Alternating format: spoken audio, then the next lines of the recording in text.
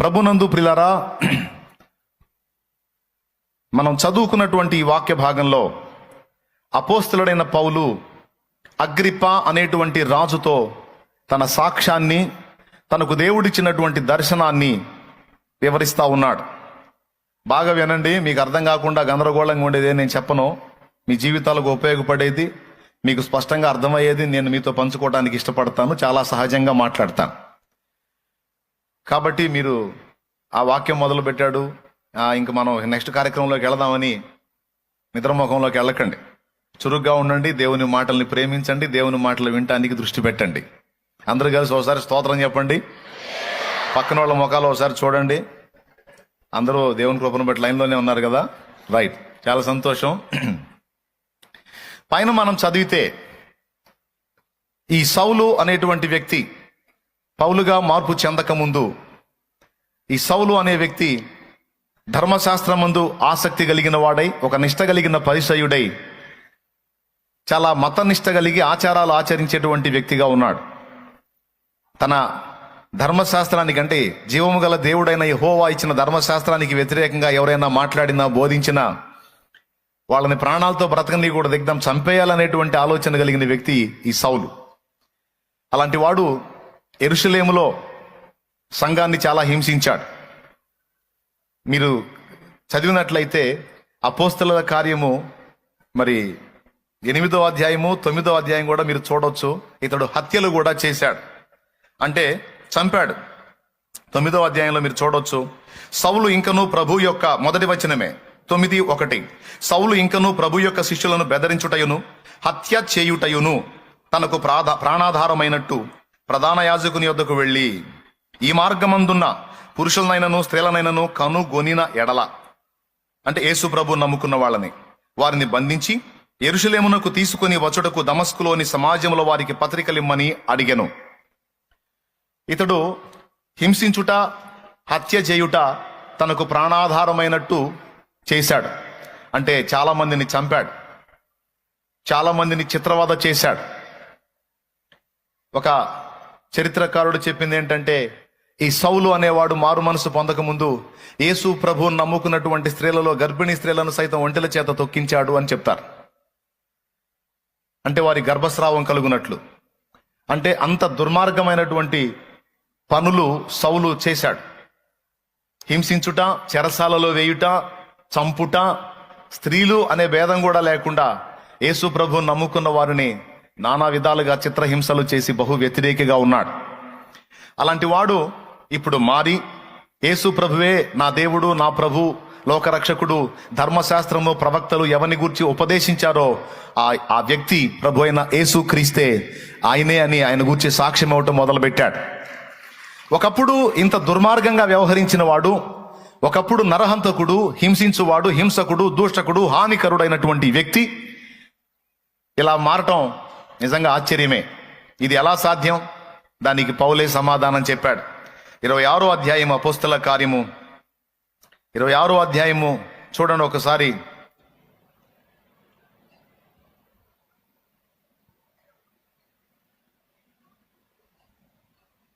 11వ వచనం నుంచి మనం 10వ వచనం నుంచి చదువుతాను. ఆయనే సాక్ష్యం చెప్తున్నాడు. యెరూషలేములో నేను అలాగూ చేసి తిని, నేను ప్రధాన యాజకుల వలన అధికారం పొంది పరిశుద్ధులను అనేకులను చెరసాలలో వేసి వారిని చంపినప్పుడు సమ్మతించి తిని, అనేక పర్యాయములు సమాజ మందిరములన్నిటిలో వారిని దండించి వారు దేవదూషణ చేయునట్లు బలవంత పెట్ట చూచి తిని, మరియు వారి మీద మిక్కిలి క్రోధము గలవాడనై ఇతర పట్టణములకును వెళ్ళి వారిని హింసించుచుంటిని. అందు నిమిత్తము నేను ప్రధాన యాజకుల చేత అధికారమును ఆజ్ఞయు పొంది దమస్కునకు పోవుచుండగా, రాజా, అంటే అగ్రిప్పరాజుకు చెప్తున్నాడు, మధ్యాహ్నమందు నా చుట్టూ నాతో కూడా వచ్చిన వారి చుట్టూను ఆకాశం నుండి సూర్య తేజస్సు కంటే మిక్కిలి ప్రకాశమానమైన యొక్క వెలుగు త్రోవలో ప్రకాశించుట చూచితిని. మేమందరమును నేల పడినప్పుడు, సౌలా సౌలా, నన్నెందుకు హింసించుచున్నావు? మునికోలలకు ఎదురు తన్నుట నీకు కష్టమని హెబ్రీ భాషలో ఒక స్వరము నాతో పలుకుట వింటిని. అప్పుడు నేను, ప్రభువా, నీవు ఎవరవని అడుగగా ప్రభువు, నేను నీవు హింసించుచున్న యేసును, నీవు నన్ను చూచి ఉన్న సంగతిని గూర్చియు నేను నీకు కనబడబోవు సంగతిని గూర్చియు నిన్ను పరిచారకునిగాను సాక్షినిగాను నియమించుటకై కనబడి ఉన్నాను. నీవు లేచి నీ పాదములు మోపి నిలువుము. నేను ఈ ప్రజల వలన అన్యజనుల వలన హాని కలగకుండా నిన్ను కాపాడేదను. వారు చీకటిలో నుండి వెలుగులోనికి, సాతాను అధికారములో నుండి దేవుని వైపుకును తిరిగి నా యందలి విశ్వాసము చేత పాపక్షమాపణను, పరిశుద్ధ పరచబడిన వారిలో స్వాస్థ్యమును పొందినట్లు వారి కన్నులు తెరచుటకై నేను నిన్ను వారి యొద్దకు పంపెదనని చెప్పాను. కాబట్టి అగ్రిప్ప రాజా, ఆకాశము నుండి కలిగిన ఆ దర్శనమునకు నేను అవిధేయుడను కాక మొదట దమస్కులోని వారికిని, యెరూషలేములోను యోదయ దేశమంతటను, తరువాత అన్యజనులకును వారు మారు మనసు పొంది దేవుని తట్టు తిరిగి మారు మనసుకు తగిన క్రియలు చేయవలనని ప్రకటించుచుంటిని. ఈ విషయం అంతా అయిపోయింది. పౌలు మాటలోనే ఆయన సాక్ష్యం మీకు ఇట్టే తెలిసిపోయింది. ఆయన ఒక చోట కాదు 2 చోట్ల రాయబడి ఉంది. ఆయన చంపాడు, చంపుతున్న వారిని సమ్మతించాడు కూడా, చాలా దుర్మార్గాలు చేశాడు. అయితే దేవుడు ఇతడు దమస్కు మార్గంలో ఉన్నప్పుడు మధ్యాహ్నం వేళ, మిట్ట మధ్యాహ్నం వేళ, మరి సూర్యప్రకాశం కంటే మించిన తేజస్సు చేత అతని చుట్టూ ఆవరించి ఆ వెలుగులో ప్రభు ప్రత్యక్షమయ్యాడు. సాక్షాత్తు యేసు ప్రభువే కనబడ్డాను అని చెప్పాడు. నీ కనబడి తిని అన్నాడు. ప్రభువా నువ్వెవరివి? ఆయన ముందు అడిగిన ప్రశ్న ఏంటంటే, సౌలా సౌలా నన్నెందుకు హింసిస్తున్నావు? ముని కోలలకు ఎదురు తన్నుట నీకు కష్టం. ఆయన అడిగాడు, నువ్వెవరు అయ్యా? నేను నీవు హింసించుచున్నా క్రీస్తును, యేసును అని సాక్ష్యం ఇచ్చాడు. అంటే వాస్తవానికి సౌలు యేసును హింసించలా, సౌలు హింసించింది సంఘాన్ని. కానీ యేసు ఇచ్చిన సాక్ష్యం ఏంటో తెలుసా? నీవు నా సంఘాన్ని హింసిస్తున్నావు అనలా, నా బిడ్డల్ని ఇబ్బంది పెడుతున్నావు అనలా. డైరెక్ట్గా ఆయన అంటున్నాడు, నీవు నన్నే ఇబ్బంది పెట్టావు, నన్నే హింసించావు అని. అంటే సంఘములోని వారిని హింసిస్తే ప్రభు అది తనను హింసించినట్లు తీసుకుంటున్నాడు. సంఘములోని వారిని బాధ పెడితే అది ప్రభు తనను బాధ పెట్టినట్టు తీసుకుంటున్నాడు. సంఘములోని వారిని దూషిస్తే అది తనను దూషించినట్టు ప్రభు తీసుకుంటున్నాడు. సంఘములోని వారిని ఏడిపిస్తే అది తనను ఏడిపించినట్టుగా ప్రభు ఫీల్ అవుతున్నాడు. ఇది దేవునికి మన విషయంలో ఉన్న ఆసక్తిని సూచిస్తుంది, సాక్ష్యమిస్తుంది. నిన్ను ముట్టినవాడు నా కంటి పాపను, నా కంటి గుడ్డును ముడుతున్నాడు అనే మాట ఎంత వాస్తవం. అయితే సౌలును దర్శించిన తర్వాత సౌలు పశ్చాత్తాపుడయ్యాడు. పశ్చాత్తాపం అంటే ఏంటో తెలుసా? కూర్చొని ఏడవటం కాదు, మారటం. పశ్చాత్తాపం అంటే నిర్వచనం ఏంటి అంటే, పశ్చాత్తాపం అంటే కూర్చొని ఏడవటమో బాధపడటమో కాదు. చేసిన పాపముల నుండి మార్పు చెందటం, మారటం, తిరిగి దేవుని వైపు మళ్ళుకోవటమే నిజమైన పశ్చాత్తాపం. ఒక తప్పు చేసి ఆ తప్పుని గురించి ఏడ్చి మళ్ళా అదే తప్పు చేస్తా ఉంటే అది ఎలా పశ్చాత్తాపం అవుతుంది? అది నిజమైన పశ్చాత్తాపం ఎలా అవుతుంది? ఒక పొరపాటు చేస్తున్నాం, దాని గురించి బాధపడుతున్నాం, మళ్ళా అదే చేస్తున్నప్పుడు అది నిజమైన పశ్చాత్తాపం కాదు. మరి నిజమైన పశ్చాత్తాపం ఏంటంటే, ఒకసారి నా నుండి ఒక తప్పు జరిగిన తరువాత దాని విషయంలో నిజంగా నీకు రోషము, బాధ, సిగ్గు ఉంటే మరోసారి దాని జోలికి వెళ్లకుండా ఎట్లనైనా దానికి వ్యతిరేకంగా పోరాటానికి నీవు నడుము కట్టి మళ్ళా యుద్ధాన్ని ప్రారంభిస్తావు. దాని నుండి తప్పించుకోవటానికి నీ వంతు నువ్వు ప్రయత్నం చేస్తావు. అలా ప్రయత్నం చేసి దాన్ని నువ్వు అధిగమించి నడుస్తూ ఉంటే అది నీ నిజమైన పశ్చాత్తాపానికి సూచన. అలా కాకుండా పొరపాటు చేస్తూ మళ్ళా నేను పశ్చాత్తాపడుతున్నాను, మళ్ళా పాపం చేస్తున్నాను, పశ్చాత్తాపడుతున్నాను అంటే చివరికి పాపం అలవాటుగా మారిపోతుంది. చివరికి వేషధారణ జీవితం అలవాటైపోతుంది. ఎంతమందికి అర్థమైంది? ఏ జీవితం అలవాటు అవుతుంది? వేషధారణ జీవితం అలవాటు అవుతుంది. కాబట్టి దయచేసి అలాంటి పరిస్థితుల్లో ఎవరైనా ఉంటే నిజంగా మారు మనసు పొందడం, నిజంగా మారు మనసుకు తగిన క్రియలు చేయటం అనేది ఇక్కడ మనం లేఖనంలో చూసాం. పౌలు ఏమని బోధించానన్నాడు? మారు మనసుకు తగిన క్రియలు చేయండి అని. బాప్తిస్మం ఇచ్చు యోహాను ఏమని ప్రవచించాడు? మారు మనసుకు తగిన ఫలము ఫలించండి. నేను మారు మనసు పొందాను అని చెప్పుకుంటూ పాత మనసుకు సంబంధించిన జీవితం జీవించవాకండి. ఆ పాత మనసుని మీలో నుండి పెరకివేసి నూతన మనస్సు, నూతన జన్మ అనుభవానికి తగిన జీవితాన్ని, తగిన క్రియలను, తగిన ఫలాన్ని కలిగి ఉండటానికి మిమ్మల్ని మీరు జాగ్రత్త చేసుకోండి. నన్ను నేను జాగ్రత్త చేసుకోవాలి, మనల్ని మనం జాగ్రత్త చేసుకోవాలి. మోసపోకుడి, దేవుడు వెక్కిరింపబడడు. మోసపోకుడి, దేవుడైతే వెక్కిరింపబడడు. మనుషుడా, నువ్వు ఏం విత్తుతావో ఆ పంటనే కోస్తావని దేవుని వాక్యం ఘంటాపదంగా సాక్ష్యం ఇచ్చింది. నువ్వు అనుకుంటున్నావేమో దేవుణ్ణి మోసం చేస్తున్నాను, మనుషుల్ని మోసం చేస్తున్నానని. కాదు, నిన్ను నువ్వే మోసం చేసుకుంటున్నావు.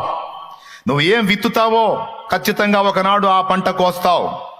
కాబట్టి నువ్వు విత్తుతున్నవేవో జాగ్రత్తగా చూచి విత్తుకో. అప్పుడు నీవు ఆశీర్వాదమును పంట కోస్తావు. నువ్వు పిచ్చి పిచ్చిగా విత్తావనుకో, భవిష్యత్తు శాపం అనే పంట కోస్తావు. ఇప్పుడు కొన్ని విత్తనాలు విత్తుతున్నప్పుడు భలే హాయిగా, సూపర్గా, ఎంజాయ్గా, మజాగా, ఒక రేంజ్లో ఉంటుంది. కానీ దాని ఫలం నీకు వచ్చినప్పుడు అది నీవు అనుభవించలేనంత చేదుగా ఉంటది. దేవునికి స్తోత్రం కలుగును గాక. హల్లెలూయా. పెద్దగా చెప్పండి. ఆ చేదును నువ్వు తట్టుకోలేవు. ఇంకొక మాట కూడా చెప్తాను. విత్తేటప్పుడు ఒక విత్తనమే, తిరిగి మొలిచేటప్పుడు దాని ఫలం ఎంతో మీకు తెలుసు. గోధుమ గింజ, ఒక గింజ మనం నాటితే చెట్టు అవుతుంది, దాని నుండి వందలాది గింజలు వస్తాయి. ఆశీర్వాదానికి సంబంధించిన విత్తనాలు మనం విత్తుకుంటా వెళితే రేపు భవిష్యత్తులో ఆశీర్వాద ఫలాలు ఎంత ఉన్నతంగా, ఎంత విస్తారంగా వస్తాయో గుర్తించండి. శాపానికి సంబంధించినటువంటి పనికి మాలిన పాపిష్టి విత్తనాలు మనం విత్తుకుంటూ పోతా ఉంటే రేపు భవిష్యత్తులో దాని తాలూకు ఫలాలు ఎంత వికృతంగా, ఎంత విస్తారంగా రాబోతున్నాయో కూడా ఊహించుకొని ముందుగానే జాగ్రత్త పడండి. ఖచ్చితంగా మనం చేసిన వాటి ఫలం మనం పొంది తీరాల్సిందే, తప్పదు. అందులో భేదం లేదు. అది నేనైనా మీరైనా ఎవ్వడైనా సరే దాని కోటింగ్ అనుభవించాల్సిందే.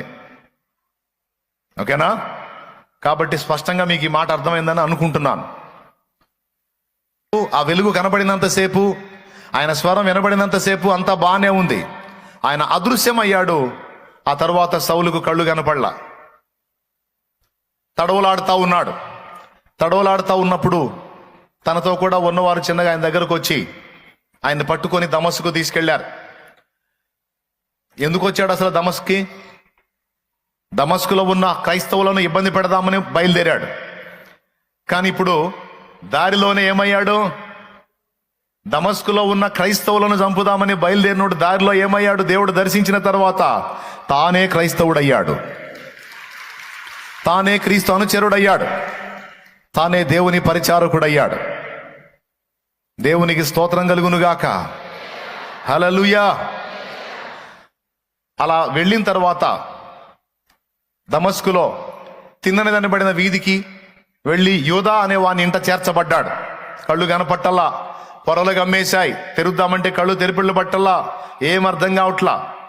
అక్కడ ఉండి ఆ దర్శనాన్ని మళ్ళా తలంచుకుంటూ ఆ దర్శనంలో కనపడ్డ ప్రభువుని, ఆయన ఇచ్చినటువంటి ప్రత్యక్షతల్ని, ఆయన ఇచ్చినటువంటి గురిని మళ్ళా ధ్యానించుకుంటూ, ప్రభువా, నా మూర్ఖతను క్షమించి నన్ను బ్రతకనిచ్చావా?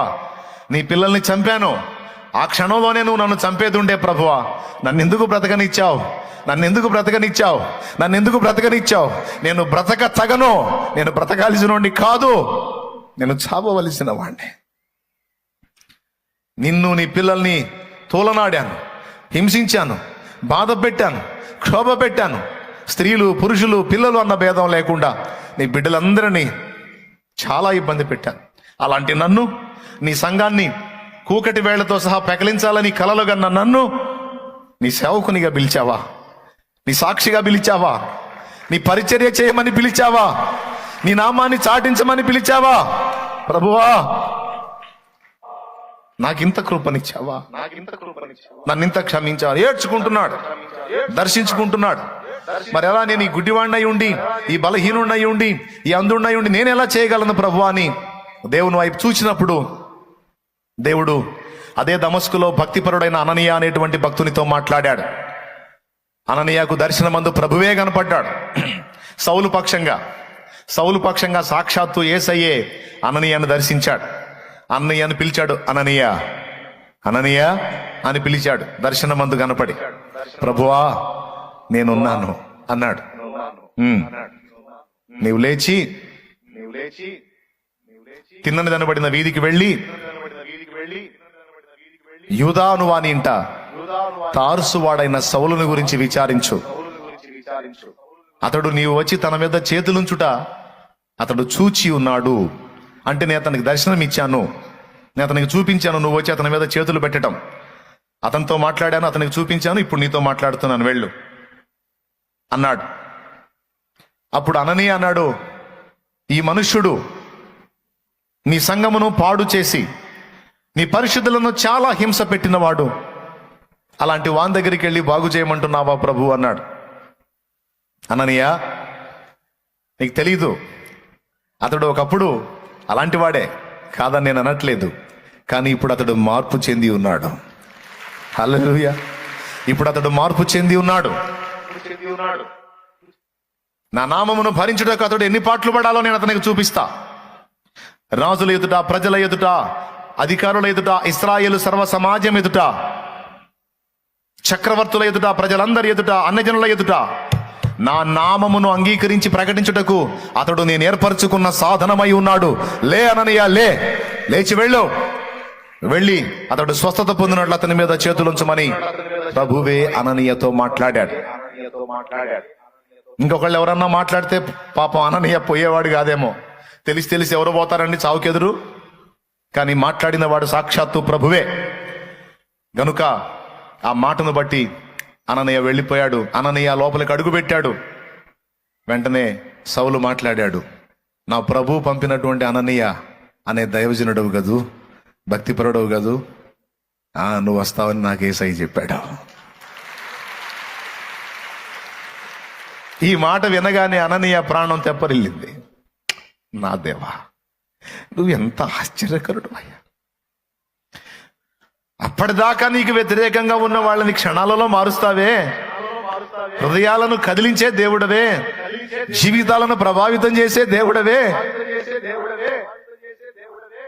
శత్రువైన వాడు నా యేసయ్య అంటున్నాడా? శత్రువైన వాడు నా ప్రభువు అంటున్నాడా? నా దేవా. సౌలా, సహోదరా, నువ్వు చూచిన నా ప్రభు నాతో మాట్లాడాడయ్యా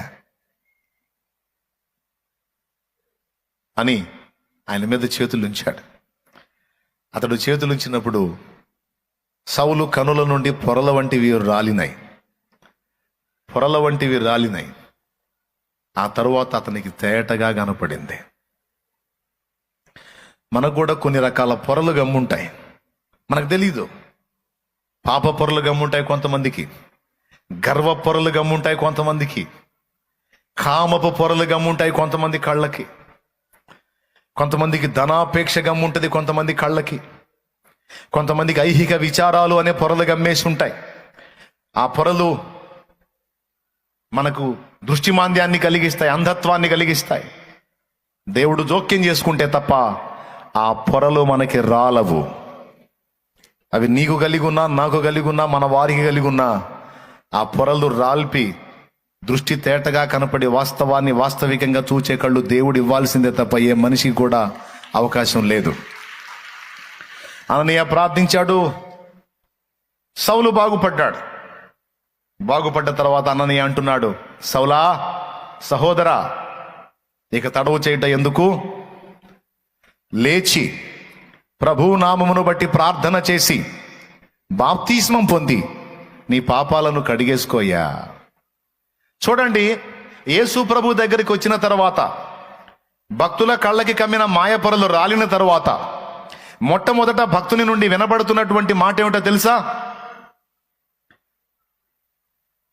యేసు ప్రభు నీ జీవితంలోకి వచ్చాడు గనుక, యేసు ప్రభు నిన్ను ముట్టాడు గనుక, యేసు ప్రభు నీ బ్రతుకులోనికి ప్రవేశించాడు గనుక, ఇక నీ విషయంలో ఆయన జోక్యం ప్రారంభమైంది గనుక ఇక తడువు చేయకూడదు, ఇక ఆలస్యం చేయకూడదు. మరేం చేయాలి? లేచి ప్రభు నామమును బట్టి ప్రార్థన చేసి మారు మనస్సు పొంది పాప క్షమాపణ అంటే పాపాలన్నీ కడగబడు నిమిత్తము బాప్తిస్మం పొంది పరిశుద్ధుడుగాను పరిశుద్ధురాలివిగాను మారాలి. ముందు చేయాల్సిన పని అది. ముందు చేయాల్సిన పని ఏంటి? పాపములన్నీ కడగబడి పరిశుద్ధపరచబడినట్లు మారు మనసు పొంది బాప్తిస్మం పొంది పరిశుద్ధపరచబడాలి. ఇక తర్వాత నెక్స్ట్ ఏంటనేది ఇక దేవుడు చూసుకుంటాడు. తర్వాత ఏం జరిగింది అనేది ఇక అననీయ చెప్పలా, సౌలుతో స్వస్థపరిచాడు. తర్వాత మారు మనసు పొంది ప్రభునామం బట్టి ప్రార్థన చేసి బాప్తిజం పొంది పాపాలు కడిగేసుకోమన్నాడు. స్పష్టంగా ఉంటుంది, చూడండి. అపోస్తల కార్యములు 22వ అధ్యాయంలో అననీయ సౌలుతో చెప్పిన మాట ఒకసారి చూసి అండర్లైన్ చేసుకోండి. మీరు కూడా ఇతరులకు చెప్పడానికి పనికొచ్చింది. 16వ వచనం. 14వ వచనం నుంచి చదువు నానా. అప్పుడు అతడు 13వ వచనం నుంచి చదువు. సౌలా సహోదర, దృష్టి పొందమని నాతో చెప్పగా ఆ గడియలోనే నేను దృష్టి పొంది అతని చూచి తిని. అప్పుడు అతడు, మన పితరుల దేవుడు తన చిత్తమును తెలుసుకునుటకును ఆ నీతిమంతుని చూచుటకును ఆయన నోటి మాట వినుటకును నిన్ను నియమించి ఉన్నాడు. నీవు కన్నవాటిని గూర్చియు విన్నవాటిని గూర్చియు సకల మనుషుల ఎదుట ఆయనకు సాక్షివై ఉందువు. అబ్బా, గనుక నీవు తడువు చేయుట ఎందుకు? నిన్ను సాక్షిగా ఏర్పరచుకున్నాడయ్యా, నిన్ను సాక్షిగా ఏర్పరచుకున్నాడు. అది ఎలా నిన్ను తీసుకెళ్లి లైన్లో తీసుకెళ్లి వాడుకుంటాడే కదా ఆయన చిత్తం. నువ్వైతే దేవుని ప్రణాళికలో ఉన్నావు, దేవుని ఏర్పాట్లో నువ్వు ఉన్నావు, నువ్వు ప్రభువుకి సాక్షిగా ఉన్నావు. ఆయన నిన్ను సాక్షిగా ఏర్పరచుకున్నాడమ్మా, ఆయన నిన్ను సాక్షిగా ఏర్పరచుకున్నాడు. మరి ఆయన ఏర్పాట్లో నువ్వు ఉన్నావు గనుక నువ్వు ముందు చేయాల్సిన పని ఏంటో చెప్తున్నాడు, చూడండి. గనుక నీవు తడువు చేయుట ఎందుకు? గనుక అంటే ఇలా ఏర్పాట్లో నువ్వు ఉన్నావు గనుక, ప్రభు సాక్షిగా నిన్ను పిలిచి ఉన్నాడు గనుక, ఆయన పని నువ్వు చేయాలి గనుక, ఆయన పరిచారకుడిగా పరిచారకురాలిగా నువ్వు ఉండాలి గనుక, ఆయన సేవ నువ్వు చేయాలి గనుక నీవు తడవ చేయుట ఎందుకు? లేచి ఆయన నామమును బట్టి ప్రార్థన చేసి బాప్తిస్మం పొంది నీ పాపములను కడిగి వేసుకునమని చెప్పెను. అద్దుగో, బాప్తిస్మం పొంది పాపములను కడిగి వేసుకుని చెప్పండి. బాప్తిస్మం పొంది పాపములను కడిగేసుకోవాలంటే ఏం పొందాలి? ఒకవేళ పొందకపోతే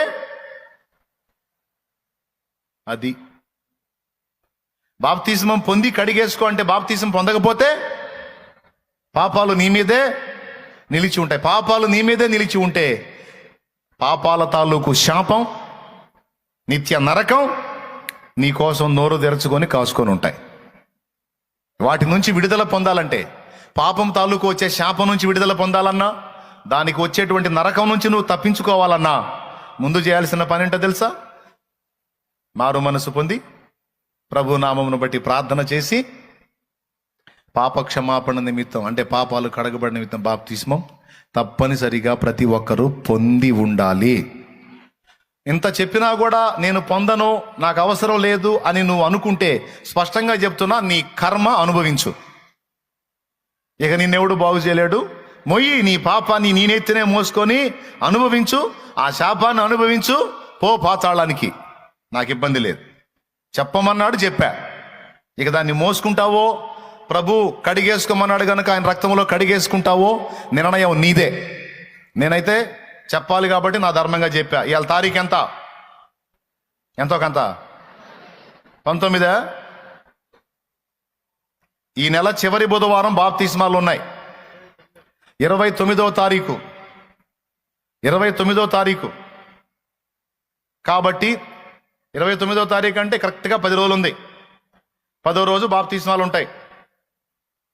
కాబట్టి నీ పాపాలు కూడా బాప్తిసం పొంది కడిగేసుకోవాలనుకుంటే, ప్రభు సాక్షివై ఉండాలనుకుంటే, నూతన సృష్టిగా మారాలనుకుంటే ఈ 10 రోజులు ప్రభు నామమును బట్టి ప్రార్థన చేయి. ఇంకా ఏం దిద్దుకోవాలో మారు మనసు పొంది సరి చేసుకో. కరెక్ట్గా రేపొచ్చే బుధవారం కాక పై వచ్చే బుధవారమేగా, కరెక్ట్గా రేపొచ్చే బుధవారం కాక పై వచ్చే బుధవారం బాప్తిస్మాల కార్యక్రమం ఉంటుంది. చెవులు రిక్కించుకొని విను. ఉదయం 10 గంటలకల్లా నువ్వు లైన్లోకి వచ్చేస్తే బాప్తిస్మం ఏర్పాటు చేస్తా. బాప్తిస్మం పొంది నీ బ్రతుకు ధన్యం చేసుకో. యేసు రక్తంలో కడగబడు, దేవుని రాజ్య వారసురాలివై శాపము నుండి, పాపము నుండి, నరకము నుండి తప్పించుకో. బాగుపడతావు, ధన్యుడి అవుతావు, ధన్యురాలి అవుతావు, దీవించబడతావు, క్రీస్తుకు సాక్షివై ఉంటావు. అర్థమైందా? ఇంత తేటగా చెప్తే అర్థం కాకపోతే ఇంకా చేసేదేముంది? ఖచ్చితంగా అర్థమైద్దని నా గట్టి నమ్మకం. అంతవరకు ఆ సెక్షన్ ముగించా. దానికంటే ముందు ఒక పాయింట్ చెప్పా. పశ్చాత్తాపం అంటే ఏంటి? కూర్చొని ఏడవటం కాదు.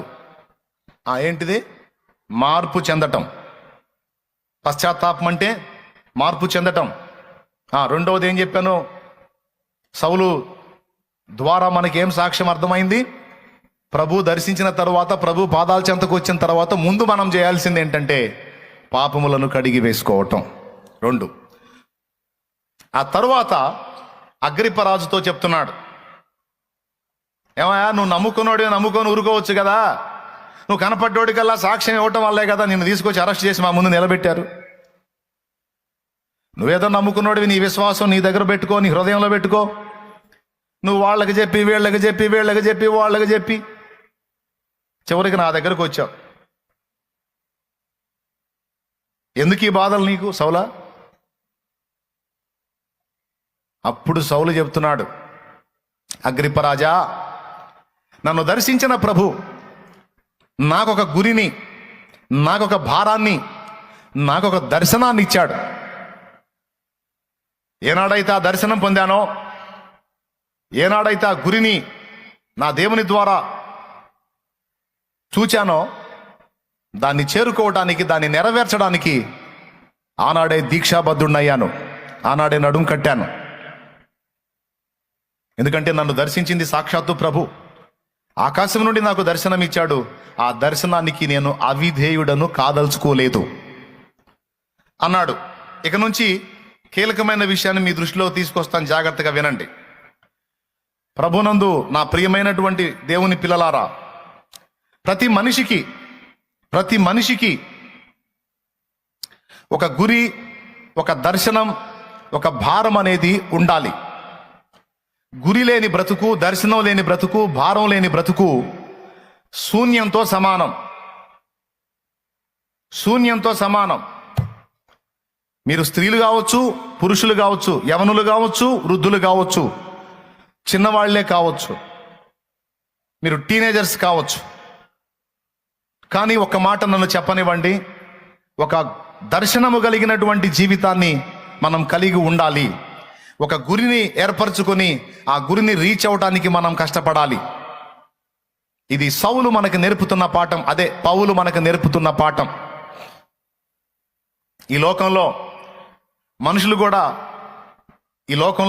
కూడా బ్రతుకుతున్న మనుషులు కూడా ప్రతి ఒక్కడు ఏదో గురిని ఏర్పరచుకొని ఉంటాడు.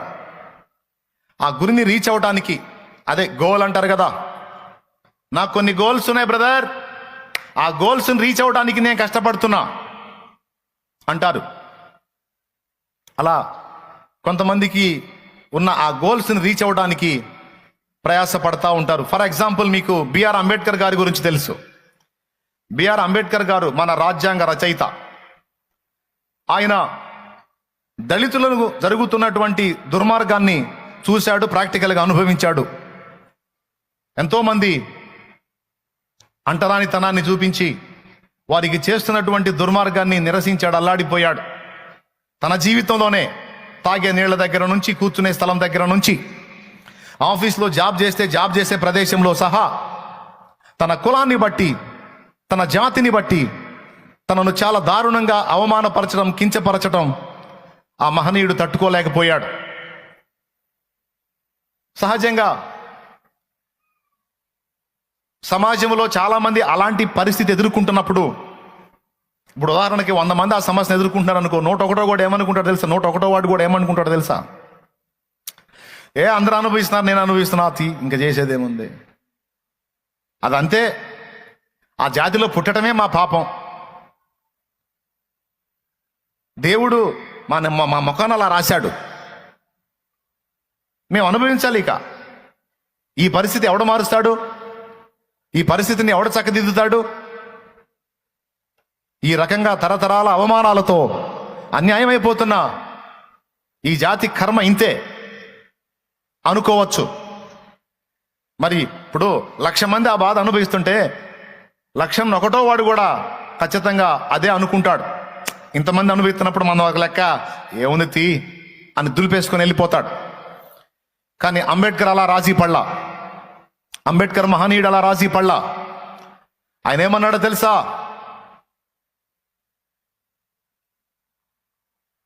నా జాతి మొత్తం దీని విషయంలో ఆలోచన చేయకపోయినా నేనన్నా దీని గురించి ఆలోచన చేయాలి.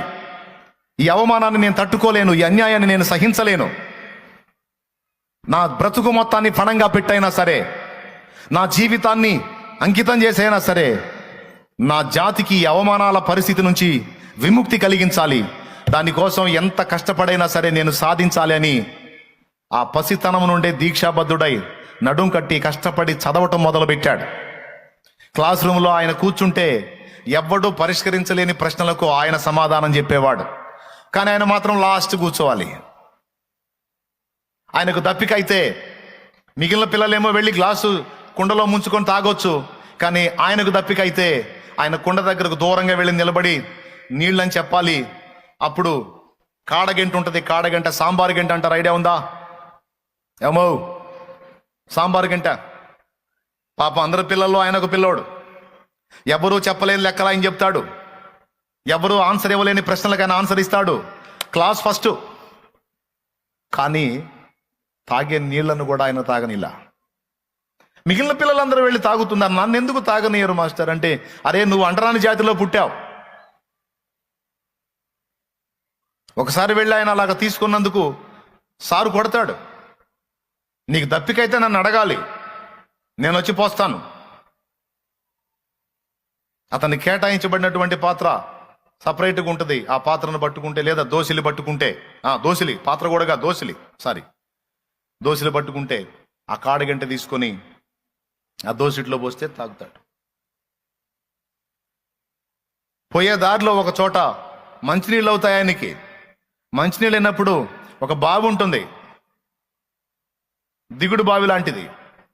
అందులోనికి వెళ్ళి తాగుతాడు. పాపం నీళ్లు తాగుతాడు. నీళ్లు తాగినందుకు ఆ బావి మలినమైపోయిందని అతన్ని కొట్టి, అంబేద్కర్ గారిని కొట్టి ఆ బావిని పరిశుద్ధపరచడానికి కొన్ని కార్యక్రమాలు చేస్తారు. ఎందుకు? దళితుడు నీళ్లు తాగాడని. అంటరాని వాడు ఆ నీళ్లు ముట్టాడు, నీళ్లు అపవిత్రమైపోయినాయి అని. ఎంత దుర్మార్గమో చూడండి. ఇవన్నీ ఆయన హృదయాన్ని గాయపరిచినాయి. ఒక గురిని ఏర్పరచుకున్నాడు. నా జాతి అన్యాయం అయిపోతుంది, నా జాతిని ఉద్ధరించాలి. ఎట్లా చేయాలి, ఎట్లా చేయాలి, ఎట్లా చేయాలి, ఎట్లా చేయాలి. రాత్రింబగళ్ళు అదే తపన. పెద్దవాడయ్యాడు, పెళ్ళయింది, పిల్లలు. అయినా చదువు ఆపలా, చదువుతానే ఉన్నాడు. కొంతమంది కొన్ని విషయాల్లో దీక్ష బోనతారు కానీ చెంచలులు, పట్టుబడతారు కానీ చెంచలులు, స్థిరం లేనోళ్ళు ఏదో సాధించాలని కలలుగంటారు, ఏవో ఆశయాలు కలిగి ఉంటారు. కానీ 4 రోజుల్లో వదిలేస్తారు. కొన్ని ప్రతికూలతలు ఎదురుగానే అబ్బో ఏదో చేద్దాం అనుకున్నా, అబ్బో మన వల్ల అయ్యేటట్లేదు, అబ్బో ఇది మన కష్టమయ్యేటట్టుందని వెధవతనంతో రోషాన్ని పక్కన పెట్టి ఛాలెంజ్లు విరమించుకొని తోక ముడిచి పారిపోతారు. పిరిగి పందలు, దద్దమ్మలు.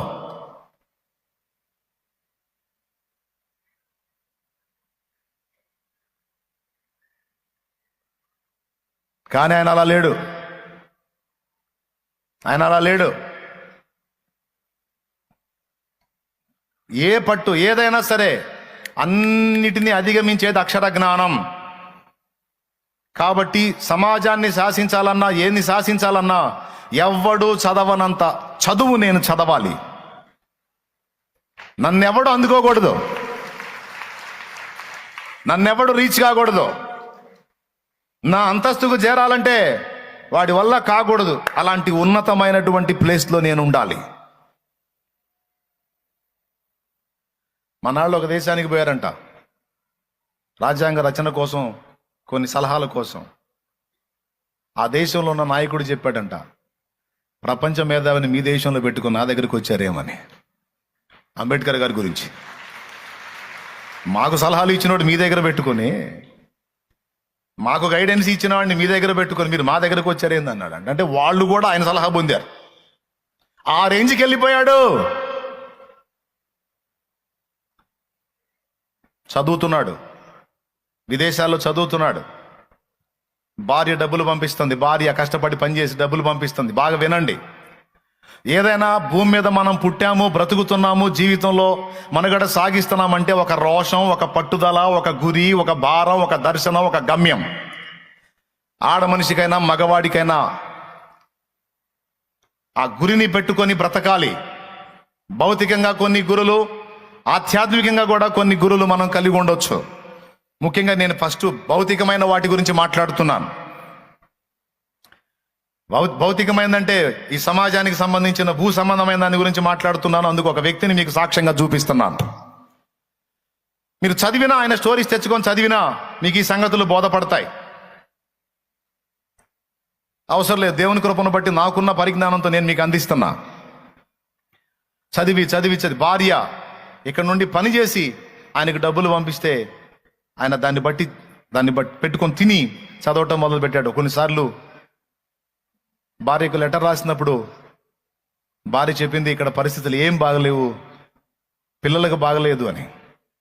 ఒకసారి అవసరమైంది, మనీ పంపించమని రాశాడు. ఆమె ఏం చెప్పిందో తెలుసా?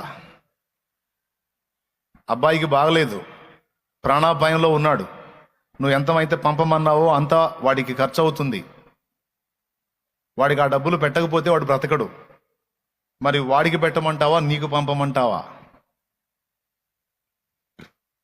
ఆయన ఏమన్నాడో తెలుసా? పోతే నా బిడ్డ పోతాడు,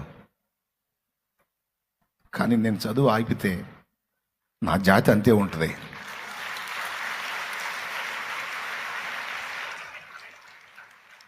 నాకే పంపు, నేను చదవాలి, నేను నా కుటుంబం ఆహుతైనా పర్వాలా, నా జాతిని ఉద్ధరించాలి. ఒక భారం, ఒక దర్శనం, ఏమీ పట్టల ఆయనకి. హృదయంలో ఒక భారం. ఏ విధంగా ఆ పట్టుదల ఉందో చూడండి. నిజంగానే అది అంతే చేసింది, ఆ తల్లి అంతే చేసింది, అని చెప్పినట్టే చేసింది. బిడ్డ చచ్చిపోయాడు, ఏం చేయాలి? అలా వరుసగా సమస్తాన్ని కోల్పోతూ దారుణమైనటువంటి ఇబ్బందుల్ని కొనసాగిస్తూ చివరికి ఎట్టకేలకు రాజ్యాంగ రచయితగా అంబేద్కర్ తప్ప ఇంకొకడు లేడు అనిపించుకునే స్థాయికి ఎదిగాడు. ఆయనకే అవకాశం ఇవ్వాల్సి వచ్చింది. గత్యంతరం లేక, ఇక అంత తోడు లేక ప్రపంచ మేధావి అని ప్రసిద్ధిగాంచాడు.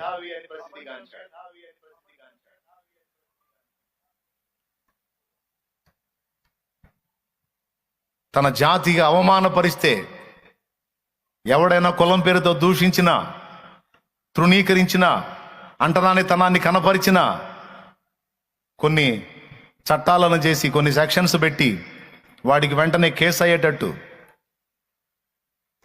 SC ST అట్రాసిటీ, కులం పేరుతో దూషించిన, నిందించిన మొత్తాన్ని ఎక్కడెక్కడ ఇరికిచ్చాడు. అంతేకాదు తన జాతికి ప్రత్యేకమైన రిజర్వేషన్లు కల్పించే విషయంలో ఆయన మేల్కొన్నాడు. ఈరోజు చాలా చాలా చాలా ఉద్యోగాలలో, చాలా మెయిన్ హోదాలలో దళితులు ఉండటానికి కారణం ఆయన ప్రయాస.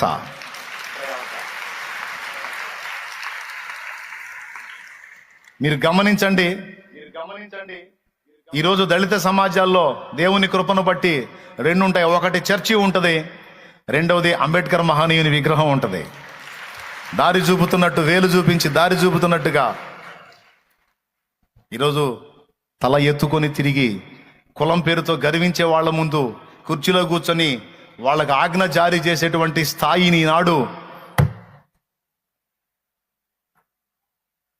తన వాళ్ళు పొందారు అంటే అది ఆయన కష్టం, ఆయన త్యాగం, ఆయన ప్రయాస, ఆయన బ్రతుకును సమర్పించుకున్న తీరు. ఏమండి, ఎప్పుడైతే ఒక దర్శనాన్ని దృష్టిలో పెట్టుకొని మనం కష్టపడతామో, ప్రయాసపడతామో, ఇంకా ఏవి మనల్ని గెలవలేవు. ఏవైనా ఎవరిని గెలుస్తాయో తెలుసా? ఏ దర్శనం లేనోడిని, ఏ గురి గమ్యం లేనోడిని, ఏ భారం లేనోడిని, ఏ ఛాలెంజ్ తీసుకోనోడిని లోకం ఆటాడుకుంటుంది, ఆకర్షణలు ఆటాడుకుంటాయి. పిచ్చికొక్క తిరిగినట్టు తిరుగుతుంటాడు, అటు పడితే అటు, ఇటు పడితే ఇటు. గురి లేని బతుకులు ఏముంది? ఒక దర్శనం లేని జీవితాలు ఏముంది? ఒక కర్తవ్యం, కార్యదీక్ష, నేను ఇది సాధించాలనే పట్టుదల లేని బతుకులకు అర్థమేముంది? పిచ్చి కుక్కలు తిరిగినట్టు తిరుగుతూ ఉంటారు, అటు ఇటు అటు ఇటు అటు ఇటు. చివరికి శూన్యంగా మిగిలిపోతారు. ఎంతమందికి అర్థమవుతుంది నేను చెప్పేది? ఎటు పడితే అటు నడిపించబడతా ఉంటారండి. కానీ గురి కలిగిన వాళ్ళు, ఒక భారం కలిగిన వాళ్ళు, ఒక దర్శనం కలిగిన వాళ్ళు ఎన్ని చుట్టుముట్టిన లెక్క చేయరు. ఎందుకంటే అనుకున్నది సాధించాలి అంటే ఇక అదొక్కటే తప్ప ఇంకేం కనపడవు. ఇక ఆకర్షణలన్నీ బ్లర్ అయిపోతాయి. మన చుట్టూ ముట్టి మనల్ని లాగా చూసి ఆకర్షణలన్నీ బ్లర్ అయిపోతాయి. మనం సాధించాలనుకున్నది ఒక్కటే మన కళ్ళ ముందు ఉంటుంది. కొట్టు, గట్టి కొట్టు, అర్థమైతే కొట్టు, లేకపోతే సర్దుకో. ఈ మాట నేను రోషం కలిగిన వాళ్ళతో చెబుతున్నా, ఎదవలతో చెప్పట్లా, ఎదవ మోకాలతో చెప్పట్లా. రోషము, పట్టుదల, ఛాలెంజింగ్ మైండ్ కలిగిన వాళ్ళతో చెప్తున్నా నేను. ఆ తత్వం కలిగిన వాళ్ళు స్త్రీలలో ఉన్నారు, పురుషుల్లో ఉన్నారు. సౌలుకు అలాంటి దర్శనాన్ని దేవుడు ఇచ్చాడు, ఒక గురిని ఇచ్చాడు, భారాన్ని ఇచ్చాడు. ఆ దర్శనం తన కళ్ళ ముందు పెట్టుకున్నాడు గనుక, ఆ గురిని తన కళ్ళ ముందు పెట్టుకున్నాడు గనక, దాన్ని ఎట్లనైనా రీచ్ అవ్వాలనేటువంటి రోషాన్ని కలిగి ఉన్నాడు గనక, ఆకలి దప్పులు సౌలుని కృంగదీయలేకపోయినాయి, వస్త్రహీనత సౌలుని కృంగదీయలేకపోయింది, వ్యాధి బాధలు సౌలుని ఆపలేకపోయినాయి, రకరకాల శారీర ఇచ్చలు సౌలుని కట్టడి చేయలేకపోయినాయి. సౌలు ఒక గురిని ఏర్పరచుకున్నాడు. దాన్ని రీచ్ అయ్యే దిశలో ఒక వీరుళ్లాగా ప్రయాణం చేసిన యోధుడు పౌలు. ఈరోజు ఈ మాటల్ని దేవుడు మన ముందు ఎందుకు తీసుకొచ్చి పెట్టాడంటే, గురి లేని జీవితాలు, విలువ లేని జీవితాలు, గురి లేని బ్రతుకులు, అర్థం లేని బ్రతుకులు. ఒక ఆడ మనిషిగా నువ్వు భూమి మీద పుట్టావు, మగవాడిగా భూమి మీద పుట్టావు. ఏర్పరచుకో కొన్ని గురులు. ఫర్ ఎగ్జాంపుల్, నీ ఫ్యామిలీ గతుకుల చితుకుల అతుకుల మయమైపోయి ఉంది. కుటుంబంలో అందరందరే. మరి అందరందరగానే ఉంటే ఎట్లా? నువ్వన్న నడుం కట్టాలిగా. ఎట్లా? ఆ కుటుంబాన్ని నేను ఎక్కదీయాలి, నా కుటుంబానికి నేను రెక్కలు తేవాలి, నా కుటుంబాన్ని నేను నిలబెట్టాలి, పడిపోతున్న నా కుటుంబాన్ని ఎట్లనైనా నేను కట్టాలని ఒకళ్ళన్న నడుం కట్టాలిగా. ఆ కుటుంబాన్ని నిలబెట్టడానికి అహర్నిశలు పాటుపడాలి, దేవుని ముందు కష్టపడాలి. అలాగే సమాజంలో కూడా చేయదగ్గదేదో చేసి, ఓ తమ్ముడా, నీ ఇంటిని ఎవడొచ్చి బాగు చేస్తాడు? నీ కుటుంబాన్ని ఎవడొచ్చి బాగు చేస్తాడు? నీ సమాజాన్ని ఎవడొచ్చి బాగు చేస్తాడు? ఎవడో వస్తాడు బాగు చేస్తాడని నువ్వెందుకు ఆగాలి? నీ చేతనైనంత మట్టుకు నువ్వు పోరాడితే నీ వలన నీ కుటుంబం అలాగే సమాజంలో కొన్ని జీవితాలు బాగుపడుతుండొచ్చు కదా.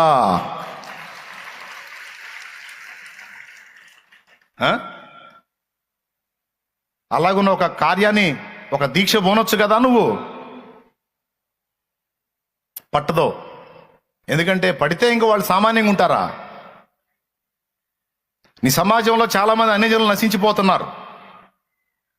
చాలామందికి దేవుని సత్యం తెలియదు, తెలిసినా సరైనటువంటి సాక్ష్యాలు కనపడక, సరైన మాదిరిలు కనపడక. సమాజంలో చాలామంది ఉన్నారండి భక్తిపరులు, కానీ వాళ్ళ క్యారెక్టర్స్ కరెక్ట్గా కనపడనందున చాలామంది అన్యులుగానే ఉండిపోయారు. వారి మధ్యలో నువ్వున్నావు. నువ్వు నిలబెట్టు సాక్ష్యాన్ని, నువ్వు బ్రతుకు దేవుని కోసం రోషంగా, నువ్వు కదిలించు అన్యజనుల్ని, నువ్వు ఇవ్వు అన్యజనులకు సాక్ష్యం. వాళ్ళు మారి రక్షణలోనికి వస్తే నువ్వు గట్టు సంఘం. పనికిమాలోడా, పిరికి దద్దమ్మ, చేతగానోడా, వెధవ అని అప్పుడు నేను నిన్ను అనను. దేవునికి స్తోత్రం. హల్లెలూయా అని అప్పుడు అనను నేను నిన్ను.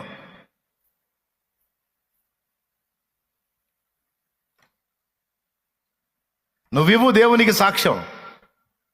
నువ్వు నిలబెట్టు నీ కుటుంబాన్ని, నువ్వు నడుంగట్టు నీ సమాజానికి, నీ ప్రజలకు, నీ బంధువులకు ప్రేమ చూపి వాళ్ళని ఎలాగైనా నేను గెలవాలి, ఎలాగైనా వాళ్ళ ఆత్మను రక్షించాలి. ఆ భారం నీ గుండెల్లో ఉంటే నీ కాళ్ళు ప్రార్థనా గదికి వెళ్తాయి. దేవుని పాదాలు పట్టుకొని గోజాడుతావు, మొర్ర పెడతావు, మొత్తుకుంటావు, ఏడుస్తావు, అంగలారుస్తావు. ఒక పక్క దేవుని పాదాలు పట్టుకొని పెనుగులాడుతావు, మరో పక్కన వాళ్ళని పట్టుకోవడానికి, వాళ్ళని రక్షించడానికి ఎలా బ్రతకాలో బ్యాలెన్స్ అవుతావు. చెడుతనాన్ని వదిలేస్తావు, ఎందుకంటే సాక్ష్యం పోతే వాళ్ళు రారుగా. అందుకని వాళ్ళ ముందు నీ క్యారెక్టర్ కాపాడుకుంటావు. అంతేకాదు వాళ్ళని దేవుని తట్టు ఆకర్షించడానికి, వాళ్ళకు చూపదగ్గ ప్రేమ నువ్వు ఖచ్చితంగా చూపుతావు. ప్రతి అవకాశాన్ని వినియోగించుకుంటావు, ఎందుకంటే నీ గురి, గమ్యం, లక్ష్యం వాళ్ళని రక్షించాలి.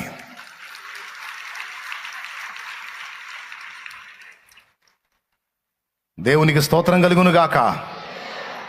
ఒక ఆడపిల్ల కూడా చెప్తున్నాను నేను.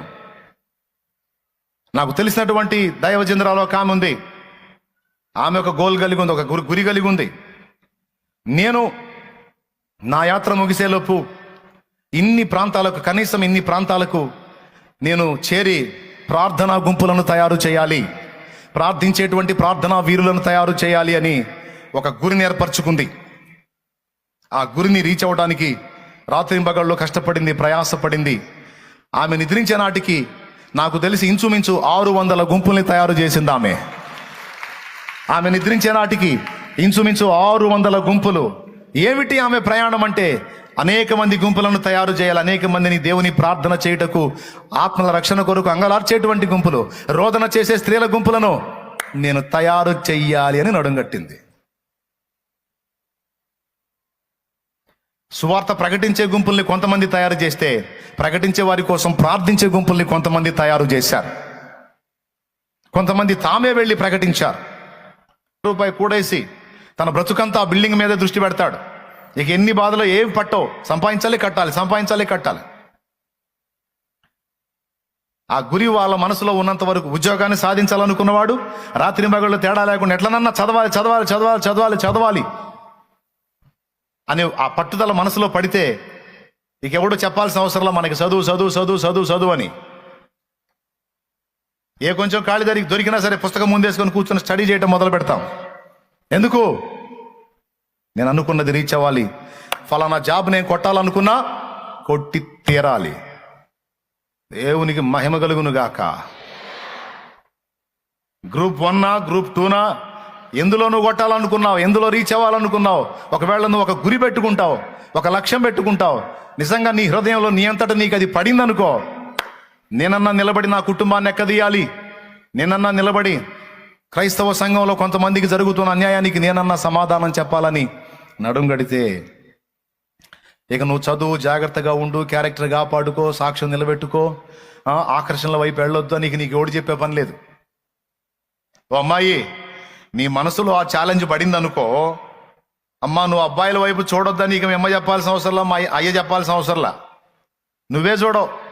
ఎందుకంటే ఎటన్నా చూస్తే మళ్ళీ గురి పోయిద్దిగా, అనుకున్న ఛాలెంజ్ పోయిద్దిగా. ఆ ఛాలెంజ్ వదిలిపెట్టి కనపడ్డ ఆకర్షణ వైపు పరిగెత్తడానికి నువ్వు దద్దమ్మవి కాదుగా, నువ్వు పనికి మాలిన దానివి కాదుగా, నువ్వు వెధవవి కాదు కదా. అది ఎదవలు తిరుగుతారు, అట్లా దద్దమ్మలు తిరుగుతారు, పనికి మాలిన వాళ్ళు తిరుగుతారు. రోషము కసి పట్టుదల లేని పనికి మాలిన దద్దమ్మలు తిరుగుతారు గురిని వదిలిపెట్టి.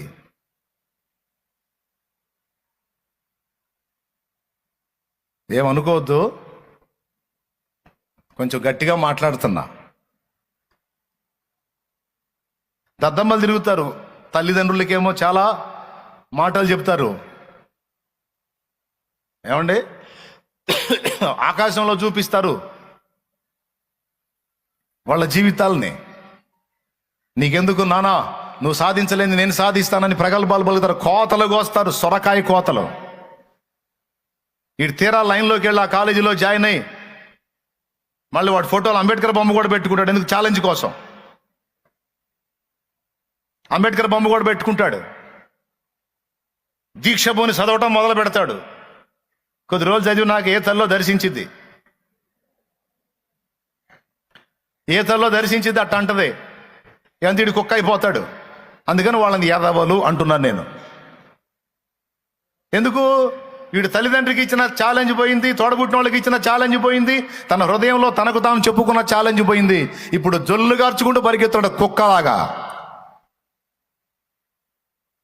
జొల్లు గార్చుకుంటూ పరిగెత్తాడు కుక్క.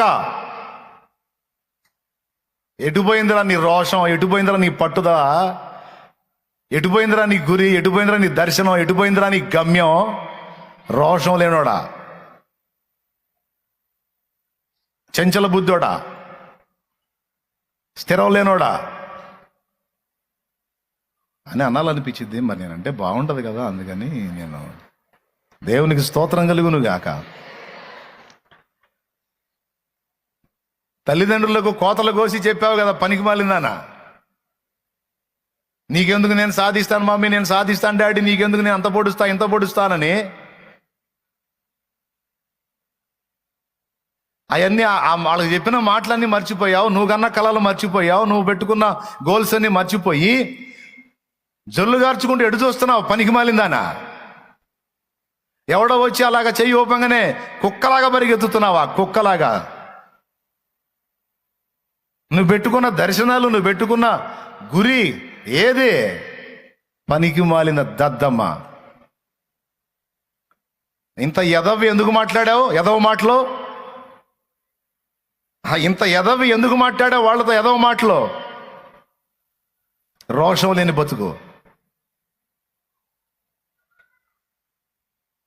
దేవుని దగ్గరకు వచ్చి కూడా కొంతమంది దేవునితో మాట్లాడతారు, నేను సాధిస్తానయ్యా, నేను అంత చేస్తానయ్యా, నేను ఇంత చేస్తానయ్యా, నేను అట్ట చేస్తానా ఎట్ట చేస్తానా. చివరికి అవి కూడా కలిపేస్తారు. ఏవైనా కొన్ని ఆకర్షణలు, కొన్ని పాములు కనపడి అట్లా తోకోపగానే అవి కూడా పోతాయి కొంతమంది దరిద్రులకి.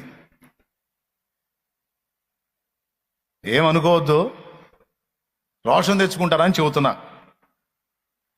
సిగ్గు తెచ్చుకొని మార్పు చెందుతారు, పట్టుబడతారని చెప్తున్నా. నిజంగా నీ గుండెల్లో దీక్ష సరైనదైతే, సరైన గురిని నువ్వు ఏర్పరచుకుంటే దాన్ని రీచ్ అయిన దాకా నిద్రపోకూడదు, పోవు.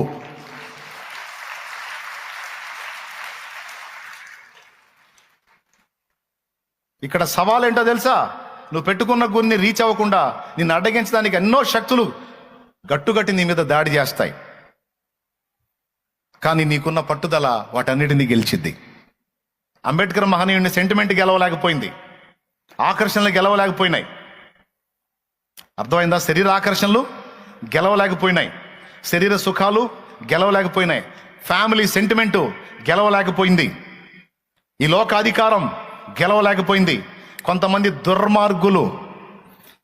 దుర్మార్గులు రాజావారి సంస్థానంలో అంబేద్కర్ మహనీయుడు జాబ్ చేస్తుంటే ఫైల్ తీసుకొని రమ్మంటే వాడు తీసుకొచ్చి ఇసిరేస్తాడు. ఇది మర్యాద కాదు కదా అంటే, నిన్ను ముట్టి నీ చేతికి ఇవ్వాలా అంటారా వాళ్ళ మేము ముట్టం. దీని గురించి నేను పెద్ద ఆయనతో మాట్లాడాల్సి ఉంటే మాట్లాడుకో. తన కింది అధికారులు మొత్తం ఆయన అవమానపరుస్తూ ఉంటారు, ఎందుకంటే వాళ్ళు అగ్రకులస్తులు. అలాంటి దుర్మార్గుల అవమానాలు కూడా అతన్ని కంట్రోల్ చేయలేకపోయినాయి. కొంతమందికి అలాంటి అవమానాలు తగిలినప్పుడు గాయపడిపోయో అని కృంగిపోతారు. కానీ ఇలాంటి సెంటిమెంట్లు గెలవలేదు, అవమానాలు గెలవలేదు, ఆకలి బాధలు గెలవలేదు, వస్త్రహీనత గెలవలేదు. ఇవన్నీ తనను చుట్టుముట్టినాయా లేవా? నేను చెప్పేది ఎంతమందికి అర్థమవుతుంది? అర్థమైతే చేయొద్దు, స్తోత్రం చెప్పు.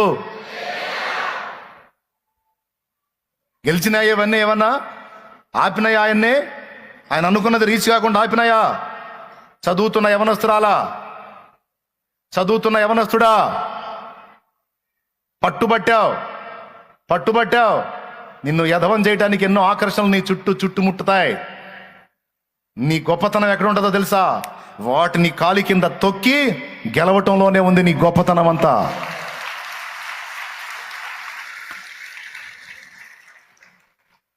దేవునికి స్తోత్రం కలుగును గాక.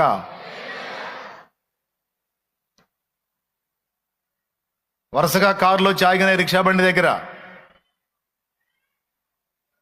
బాయ్, కార్లు వస్తున్నాయి, అమ్మగారు వస్తుంది, పక్కన పెట్టు, బండి పక్కన పెట్టు. పాపం గడగడలాడుతా పక్కకు తీసుకెళ్తున్నాడు బండి. ఈలోపు అమ్మగారు రానే వచ్చింది, కారు దిగింది, చక్క నడుచుకుంటూ రిక్షా బండి దగ్గరికి వెళ్ళింది. మేడం రిక్షా బండి, మీ కారు ఆగవే అడిగి పోయింది. ఆ రిక్షా బండి అని పట్టుకుంది, ఏడ్చింది, బండికి కూసుంది, ఇంకా పదా అంది. ఆయన కూడా ఏడుతున్నాడు. ఎవరి అమ్మగారు? అన్ని బళ్ళు వచ్చినాయి, ఆ వెనక పెద్ద సెక్యూరిటీ వచ్చింది, అందరిని వదిలిపెట్టి రిక్షా బండి ఎక్కి కూర్చుంది. ఏంటి మేడం, ఇన్ని కార్లు ఇంత సెక్యూరిటీ ఉంటే మీ ప్రొటెక్షన్ మా బాధ్యతగా మేడం, మీరు వెళ్ళి రిక్షా బండిలో కూర్చున్నాడు. వారు పిచ్చోడా, మా నాన్న రాయన, మా నాన్న ఈ బండి లాగే నన్ను చదివించాట. ఈ బండి లాగే చదివించాడు. ఈ బండి మీద ఏదన్నా తీసుకెళ్ళేవాడు తెచ్చేవాడు. మా నాన్న కోరికే నేను కలెక్టర్ అవ్వాలని.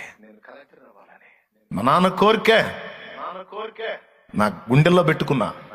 నన్ను కన్నా నా తండ్రి ఆశ తీర్చాలని గుండెల్లో పెట్టుకున్నా. నేను వెళ్తున్నా, అందరూ వెళ్ళినట్టు కాలేజీకి వెళ్తున్నా. నా చుట్టూ అందరి చుట్టూ ఉన్న ఆకర్షణలు ఎన్నో ఉన్నాయి, కానీ అవన్నీ నన్ను గెలవలేకపోయినాయి. కారణం, నా తండ్రిని ఎట్లనైనా నేను కనపరచాలి, నా తండ్రి ఆశ ఎట్లనైనా నేను తీర్చాలి. నీ ప్రయాన్ని బట్టి నీకుంటాయి అమ్మా శోధనలో, నీ ప్రయాన్ని బట్టి నీకుంటాయి తమ్ముడు ఆ శోధనలో. కాదని నేను అనను, మనకుంటాయి. పరిస్థితులను బట్టి కొన్ని రకాల ఒత్తిళ్లు ఉంటాయి, కొన్ని శోధనలు ఉంటాయి, అవమానాలు ఎదురవుతాయి, ఇబ్బందులు ఎదురవుతాయి, ఆకర్షణలు ఎదురవుతాయి. వాటన్నిటిని పంటి బిగున అణుచుకొని అణిచిపెట్టి అనుకున్నది సాధించడానికి పరిగెత్తుతాం చూడు, అది వీరత్వం అంటే, అది శూరత్వం అంటే, అది ధీరత్వం అంటే.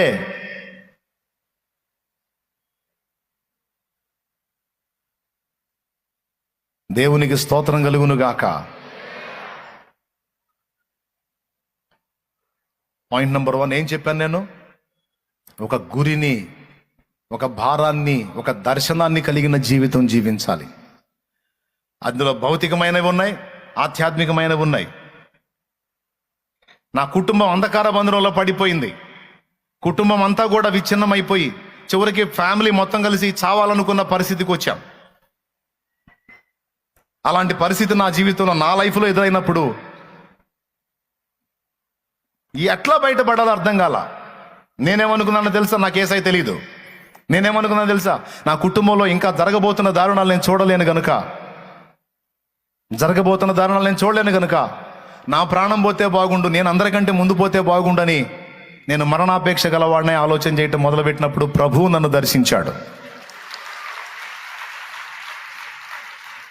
నా కుటుంబాన్ని ఎలా తీసుకోవాలో, నా కుటుంబాన్ని ఎలా ప్రొటెక్ట్ చేసుకోవాలో, నా కుటుంబం నానా రకాల అవమానాలు పడిన నా కుటుంబం తల ఎలా ఎత్తాలో నాకు తెలియదు. ఆశ ఉంది, ఒడ్డుకు తేవాలని ఆశ ఉంది. అవకాశం దొరికితే నేను ఒక్కడైనా కష్టపడి నా కుటుంబాన్ని, కనీసం చచ్చైనా సరే నా కుటుంబాన్ని ఎక్కదీయాలన్న ఆశ ఉంది. కానీ ఎలా చేయాలో నాకు తెలియదు, ఎలా ముందుకెళ్లాలో నాకు తెలియదు, అసలు నేను ఎలా బతుకుతున్నానో నాకు తెలియదు. అలాంటి టైంలో నా ప్రభువు నన్ను దర్శించాడు.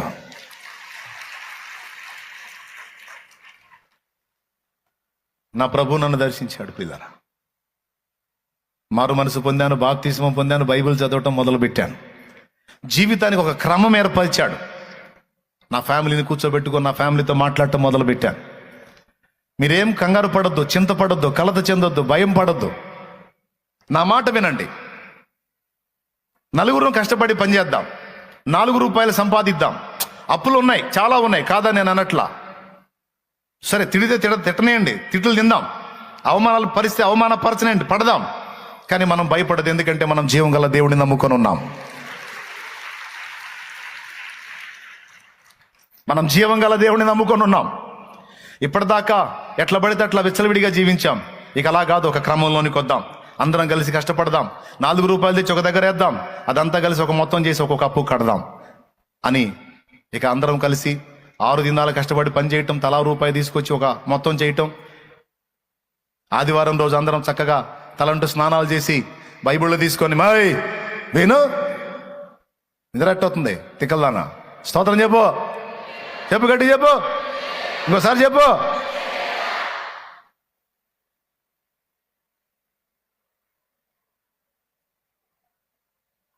తలంటూ స్నానం చేసి ఆదివారం పరిశుద్ధ గ్రంథం చేత పట్టుకొని మొత్తం ఎవరు బైబిల్ వాళ్ళు తీసుకొని మందిరానికి పోయి చక్కగా దేవుని సన్నిధిలో గడిపి మళ్ళీ ఇంటికి వచ్చి అంత ఆహారం తిని మళ్ళీ కాసేపు ప్రార్థన చేసుకొని కాస్త రెస్ట్ తీసుకొని మళ్ళా సోమవారం నుంచి మళ్ళీ కష్టం చేసుకోవడానికి మళ్ళీ వెళ్ళి ఆ విధంగా ఇక ఎవరికి ఏ గొడవ వచ్చినా, ఇష్యూ వచ్చినా నాది.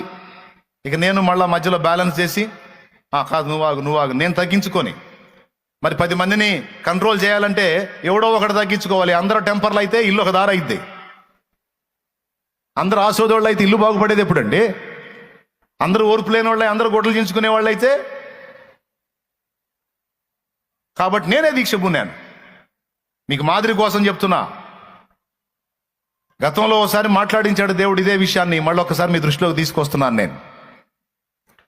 నేనే పూనుకున్న సాధించిన దాని కార్యం చెప్తున్నాను. నేను దేవుని మహాకృపను బట్టి అందరినీ కంట్రోల్ చేసి అందరినీ భక్తి మార్గం వైపు తిప్పి వచ్చిన రూపాయంతో ఒక్కొక్క కప్పు కడతా. దేవుని మహాకృపను బట్టి అనతి కాలంలోనే అప్పు అడిగేవాళ్ళు లేకుండా, అది అప్పు నాకు ఇవ్వలేదేంది నువ్వు అని అడిగేవాళ్ళు లేకుండా నా ఏసై చేశాడు.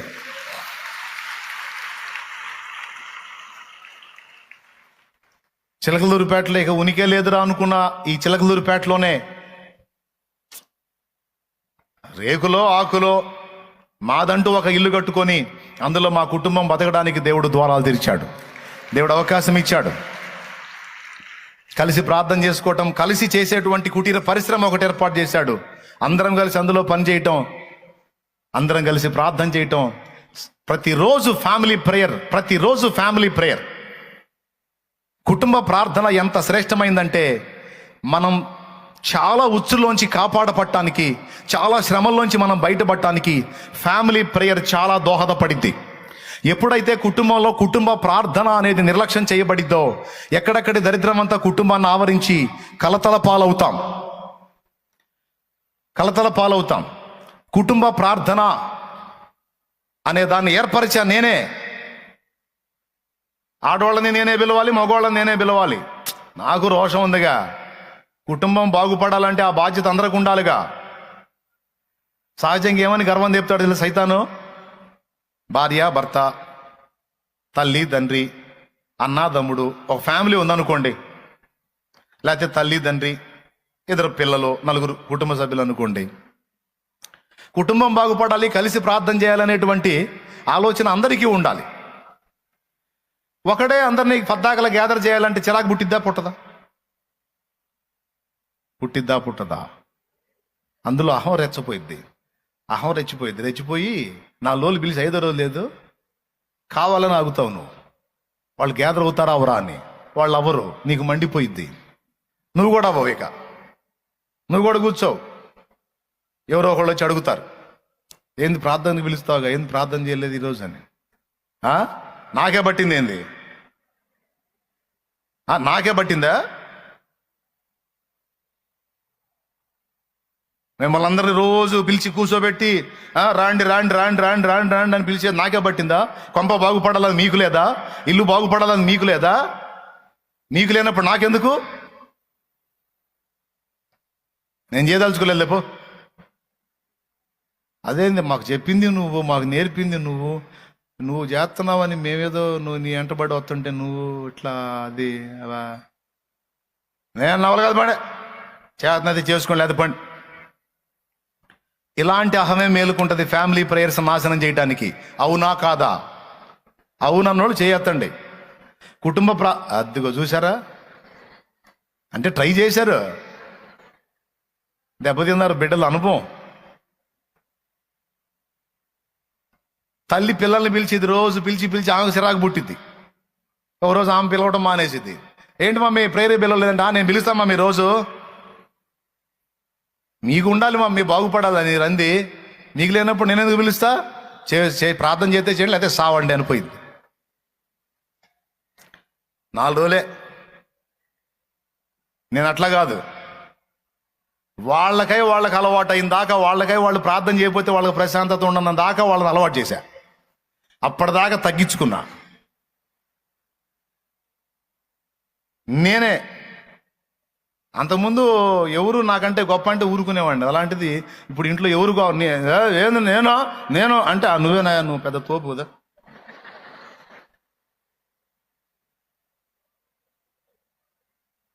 ఒక్కోసారి మా అమ్మ లేచేది, మొత్తానికి నేను అంటది. అమ్మ నువ్వు మహా తోపు కదా.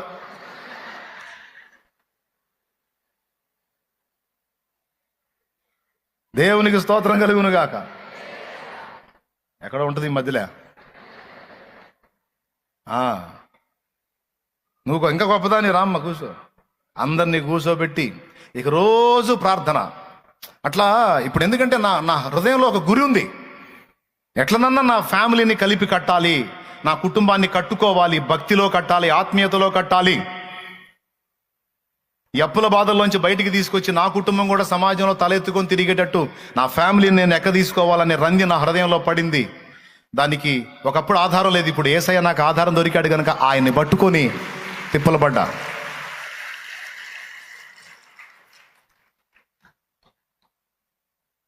నా దేవుడు ఎంత కార్యం చేశాడంటే ఇక కుటుంబానికి రోజు అలవాటు చేశాడు. ఇక సాయంత్రం కాగానే ఇక పిల్ల బ్యాచ్ మొత్తం, అశోక్ గారు, అజయ్ గారు మొత్తం, ఇక పిల్ల బ్యాచ్ మొత్తం వాళ్ళే కూర్చొని చాపలేసి వాళ్ళే మోకాళ్ళు వేసి ప్రార్థన స్తోత్రాలు పాటలు పాడటం మొదలు పెట్టేటప్పటికి ఇక మిగిలిన వాళ్ళందరూ వచ్చి కూర్చోవటం ఇక అలవాటుగా మారిపోయింది.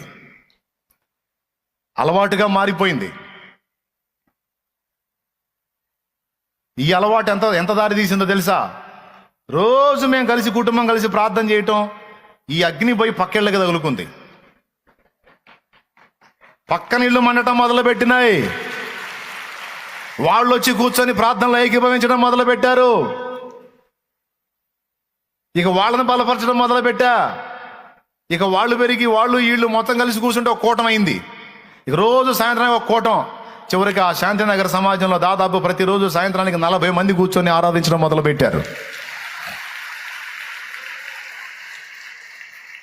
ఫ్యామిలీ ప్రేయర్ కాస్త పరిచర్యగా మార్పు చెందింది. కుటుంబ ప్రార్థన కాస్త సంఘ సహవాసంగా మార్పు చెందింది. ఆ ఇల్లే ఒక మందిరం అయిపోయింది. నా ఇల్లే దేవాలయం అయిపోయింది. కుటుంబ సభ్యులందరూ ప్రార్థనా పరులు, వాళ్ళందరూ రక్షణ పొందారు.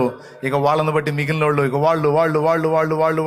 వాళ్ళు ఆ చిన్న కుటుంబం కాస్త ఈరోజు ఇంత పెద్ద కుటుంబం అయింది.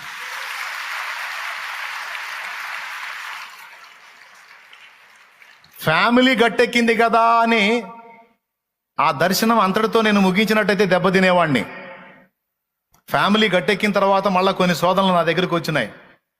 ఇంకైపోయింది, నీ ఫ్యామిలీ ఒక కొలిక్ వచ్చింది, నీకంటూ ఒక ఉపాధి దొరికింది, నీకంటూ ఒక స్థిరమైనటువంటి పరిశ్రమ దొరికింది, ఇక దీన్ని డెవలప్ చేసుకుంటా, ఇంకా ఫ్యామిలీని అభివృద్ధిలోకి తీసుకెళ్ళుకుంటా, ఇక మంచిగా హాయిగా హ్యాపీగా లైఫ్ని నువ్వు కొనసాగించవచ్చు అనే శోధన ఎదురైంది నాకు. వాట్ నెక్స్ట్ అని మళ్ళీ ఆలోచన చేశా. కుటుంబం గట్టెక్కింది, ఇంతవరకేనా?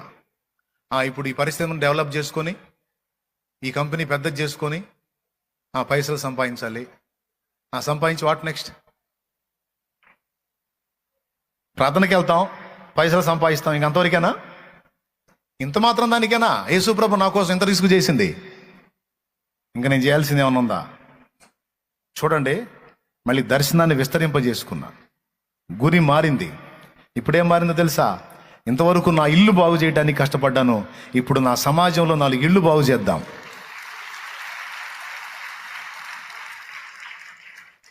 ఇప్పుడు సమాజం మీద దృష్టి పెట్టి నా ప్రభు ప్రేమను సమాజానికి ప్రకటించి 4 ఆత్మలు రక్షిద్దామని గురిని అటు తిప్పుకున్నా. దేవుని పని, ఎందుకంటే కృతజ్ఞత.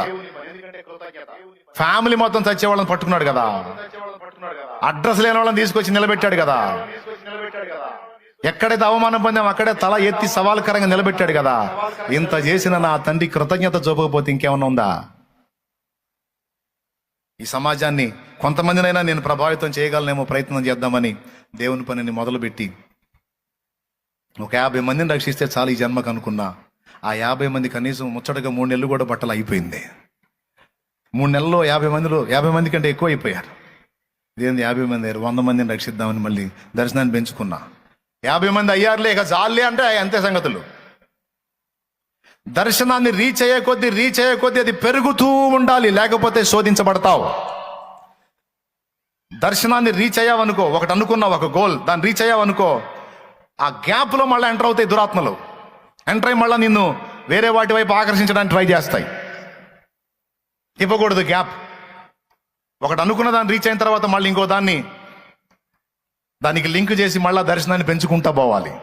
నేను చెప్పింది ఎంతమందికి అర్థమవుతుందో నాకైతే అర్థం కాలేదు, కానీ నాకైతే దాదాపు అందరికి అర్థమైద్దని అనుకుంటున్నాను. అర్థమవుతుంది నిజంగా. నువ్వు అనుకున్నది ఒకటి సాధించిన తర్వాత ఇక అంతవరకు ఆగిపోతావు. నేను అంటున్నాను, అంతవరకు ఆగొద్దు. ఎందుకంటే దేవుని పని అంతము లేనిది. నీ జీవిత కాలం అంతా చేసినా కూడా తరగనిది దేవుని పని.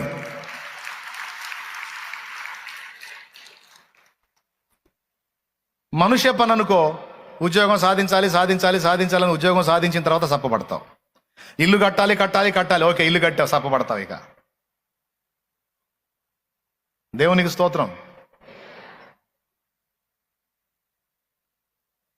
అట్లాగే ఏదైనా ఒకటి అనుకున్నప్పుడు దాన్ని రీచ్ అయిన తర్వాత మళ్ళా ఆ దర్శనాన్ని విస్తరింపజేసుకోవటం అనేది మనం మర్చిపోకూడదు. ఇది చాలా కీలకమైన విషయం. 4 సంఘాలు కట్టాలి కట్టాలి కట్టాలి కట్టాలి అనుకున్నాడు పాస్టర్ గారు. 4 సంఘాలు కట్టిన తర్వాత సైతాన్ వచ్చి కూర్చుంటాడు. వాడు నీ పక్కన వచ్చి కూర్చొని అమ్మయ్య అంటాడు. వాడు ఎందుకురా నువ్వు అమ్మయ్య అన్నావు అనుకో, నీకోసమే 4 కట్టాలనుకున్నావుగా, ఎన్ని కష్టాలు పడ్డావో, ఎట్టకేళ్ళకు 4 కట్టావు, ఇంక చాలు, ఇంక చాలు.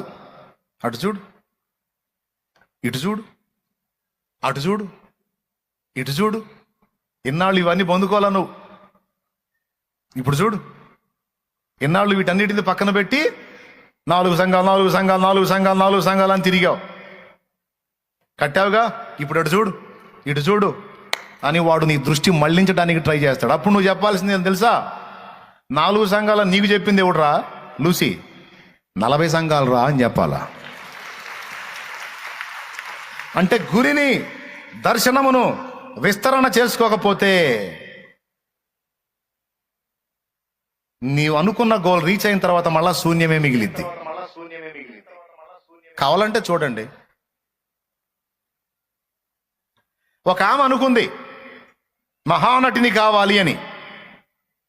స్టార్టింగ్లో సినిమా ఆఫరే లేదు ఆమెకి. సినిమాలు కూడా మనకి ఎందుకు అనొద్దు, నీకు అర్థం కావాలి. లోకస్తుల గురించి చెప్తున్నా విను. అప్పటికి టాప్ హీరోయిన్స్ చాలా మంది ఉన్నారు.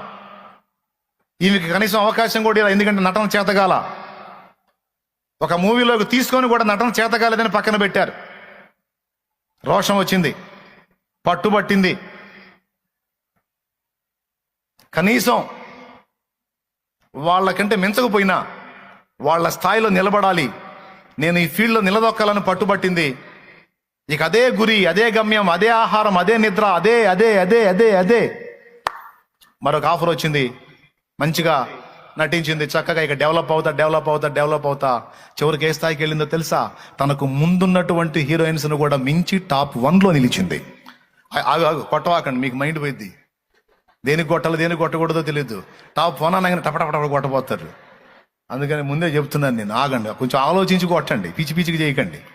స్తోత్రం అయితే చెప్పండి ప్రభువుకి. గోల్ రీచ్ అయింది. ఏంటి గోల్? రకరకాల పేర్లు ఉంటాయి నటీమణులకి. ఈమె గోల్ ఏంటో తెలుసా? మహానటి అంటే ఏంటో తెలుసా? ఇక నన్ను మించిన నటి ఉండకూడదని, నన్ను మించిన నటి ఉండకూడదని గోల్ పెట్టుకుంది. గోల్ రీచ్ అయింది. ఆ గోల్ రీచ్ అయ్యేటప్పటికి ఇంచుమించు నాకు తెలిసిన అంచనా ప్రకారం ఒక 30 ఇయర్స్ 35 ఇయర్స్కే ఆ గోల్ రీచ్ అయింది ఆమె. What next? ఇంకెట్లా అయిపోయిందంటే ఒక యువరాణిలాగా అయిపోయింది. ఆమె ఇల్లు చెన్నైలో ఒక బజారు మొత్తం కలిసి ఆమె బంగ్లా. కారుల్లో అప్పట్లో టాప్ 1లో ఉన్న కార్లు ఆమె ఇంటి ముందు క్యూలో ఉన్నాయి. పనివాళ్ళు ఆమె ఇంటి నిండా ఉన్నారు. మీకు తెలుసా, ఆమె నటించేటువంటి సినిమాల్లో ఒరిజినల్ నగలు తయారు చేయడానికి, ఒరిజినల్ నగలు తయారు చేయించుకొని మెడ మీద వేసుకుందామే. ఒరిజినల్ నగలు, గిల్టు కాదు. ఆమెకి ఆ నగలు తయారు చేసేటువంటి ఆ పనివాళ్ళు అచ్చంగా ఆమె ఇంట్లోనే కొన్ని కుటుంబాలు బతికినాయంటే నమ్మగలరా? ఆమె బట్టలు కుట్టేవాళ్ళు, ఆమె ఆభరణాలు తయారు చేసేవాళ్ళు, ఫ్యామిలీలు అచ్చంగా ఆమె ఉన్నటువంటి ఆ బంగ్లాలోనే కొన్ని ఇళ్ళు వాళ్ళ కేటాయించి అచ్చంగా వాళ్ళు ఆమె కోసం అందులోనే బతికారు. కొన్ని కుటుంబాలు కొన్ని సంవత్సరాలు అక్కడే పోషించబడ్డాయి. సామాన్యమైన విషయమా? మహారాణికి ఉంటుందా? మహారాణికి ఉంటుందేమో ఆ భోగం. తర్వాత ఈమెకి వచ్చింది. అంటే అనుకుంది మహానటి కావాలని అయ్యింది, సంపాదించింది, ఒక వెలుగు వెలగాలనుకుంది, వెలిగింది. What next?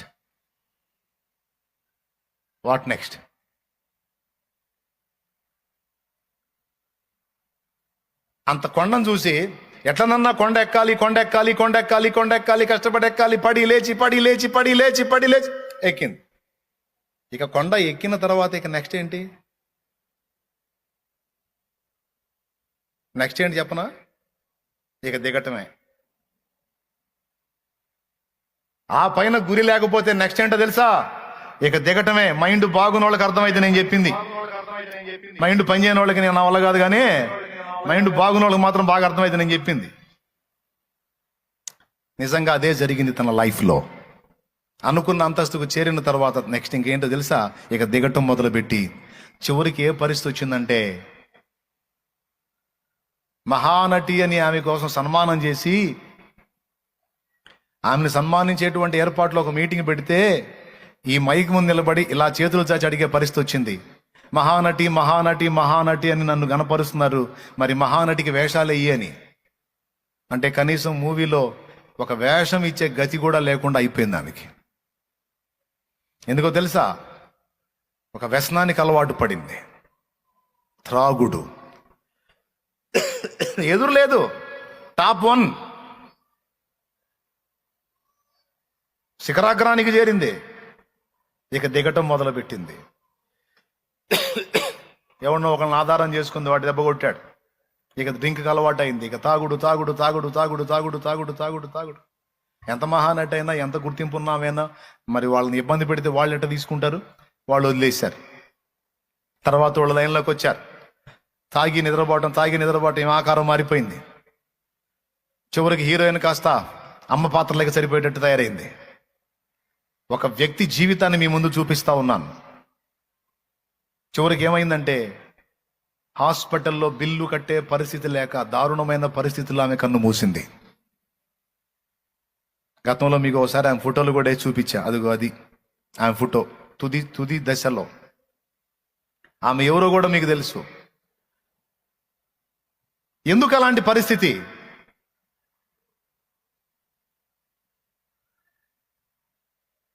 చాలా నాన్న తీసే, వాళ్ళకి ఎందుకు తెలియదు, నాకంటే పండితులైతే వాళ్ళు. నేను మ్యాటర్ మొదలు పెట్టగానే ఫలానావులే మాకు తెలుసులే అని పక్కన వాళ్ళకి పొడిసే ఉంటారు ఈ పాటికి. దేవునికి స్తోత్రం. చెప్పు, గట్టిగా చెప్పు.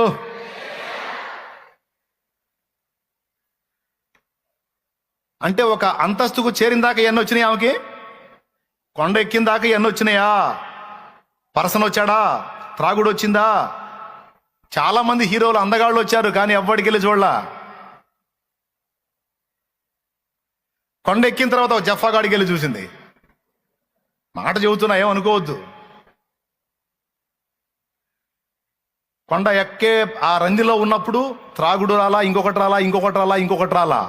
కొండ ఎక్కి విజయం పొందిన తర్వాత అక్కడొచ్చింది చీకటి. ఇక అది పట్టుకొని పడదోస్తే ఇక తిరిగి కోలుకోలేని స్థితికి వెళ్ళిపోయి తర్వాతి తరాల మొత్తానికి ఒక సూచనగా మారిపోయింది ఆమె బ్రతుకు. ఎంతమందికి అర్థమైంది? అట్లా ఏదైనా ఒక గోల్ మనం పెట్టుకున్నప్పుడు అది రీచ్ అయ్యాము అని తృప్తి చెందితే అప్పుడు స్టార్ట్ అయ్యింది శోధన. నీకు కలిగిన అల్ప విజయాలను బట్టి తృప్తి చెందితే అప్పుడు ఎదురైతే నీకు శోధన. అందుకే నేను చెప్తున్నాను, తృప్తి చెందకూడదు. నువ్వు రీచ్ అయ్యే కొద్దీ గోల్ పెరగాలి. జీవితం అంతా పరుగు పందెంలో పరిగెత్తుతానే ఉండాలి. పాపం ఆమె అన్యురాలు, దేవుణ్ణి ఎరగదు, కానీ నువ్వు దేవుణ్ణి ఎరిగిన వ్యక్తివి. నీకు ఒక అద్భుతమైన విషయం చెప్తా. దేవుడు ఏర్పరిచే కొండ ఎట్లుంటుందో చెప్తా. మనుషులు ఏర్పరచుకున్న కొండ కష్టపడి ఎక్కి టాప్కు చేరొచ్చు. కానీ దేవుడు ఏర్పరిచే కొండ ఎట్లుంటుందో తెలుసా? దేవుడు చెప్తున్న మాట, ఇదిగో ఇది ఎక్కాలి నువ్వు అంటాడు.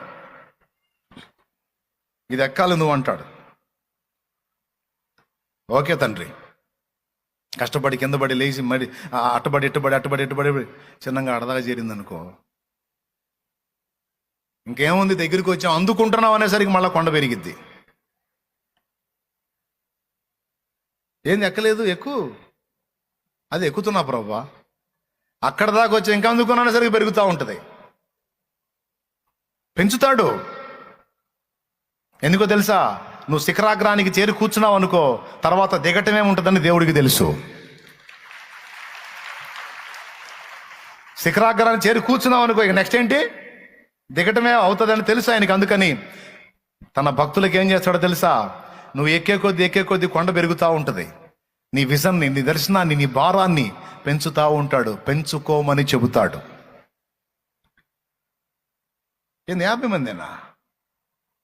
50 మందే? లేదు, నీకు ఎక్కువ కృపిస్తాను. 100 మందిని పట్టగలవు పదా.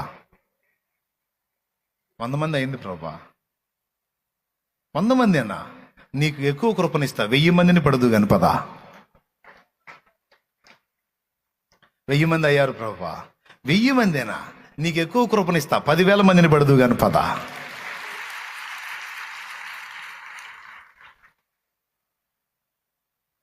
ఏమైనా అర్థమవుతుందా నేను చెప్పేది?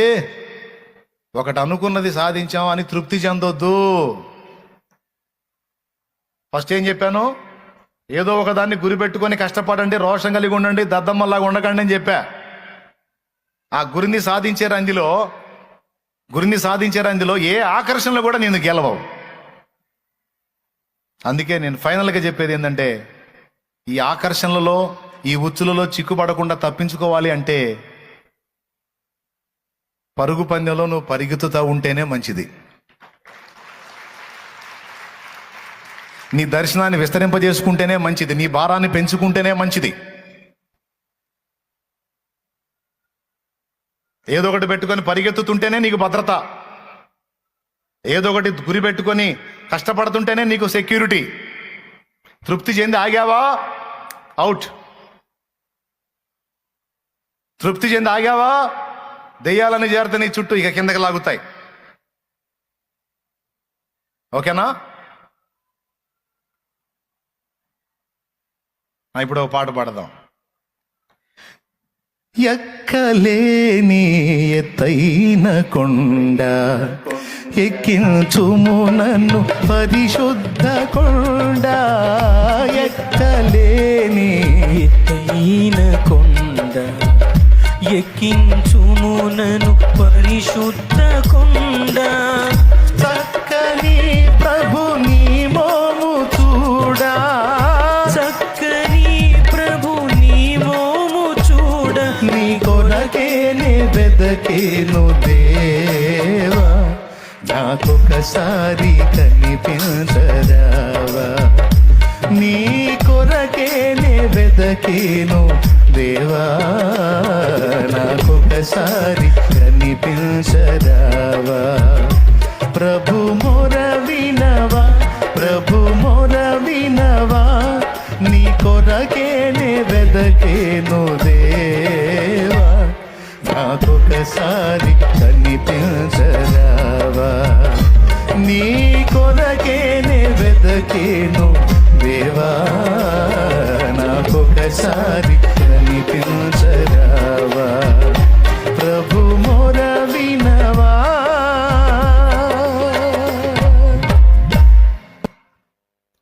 ఒకసారి మీ జీవితాలు మీరు ఆలోచించండి. నీకు ఏ గురి లేదు, ఏ భారం లేదు. అసలు ఏంది, ఎట్లా గడుస్తుంది నీకు రోజు?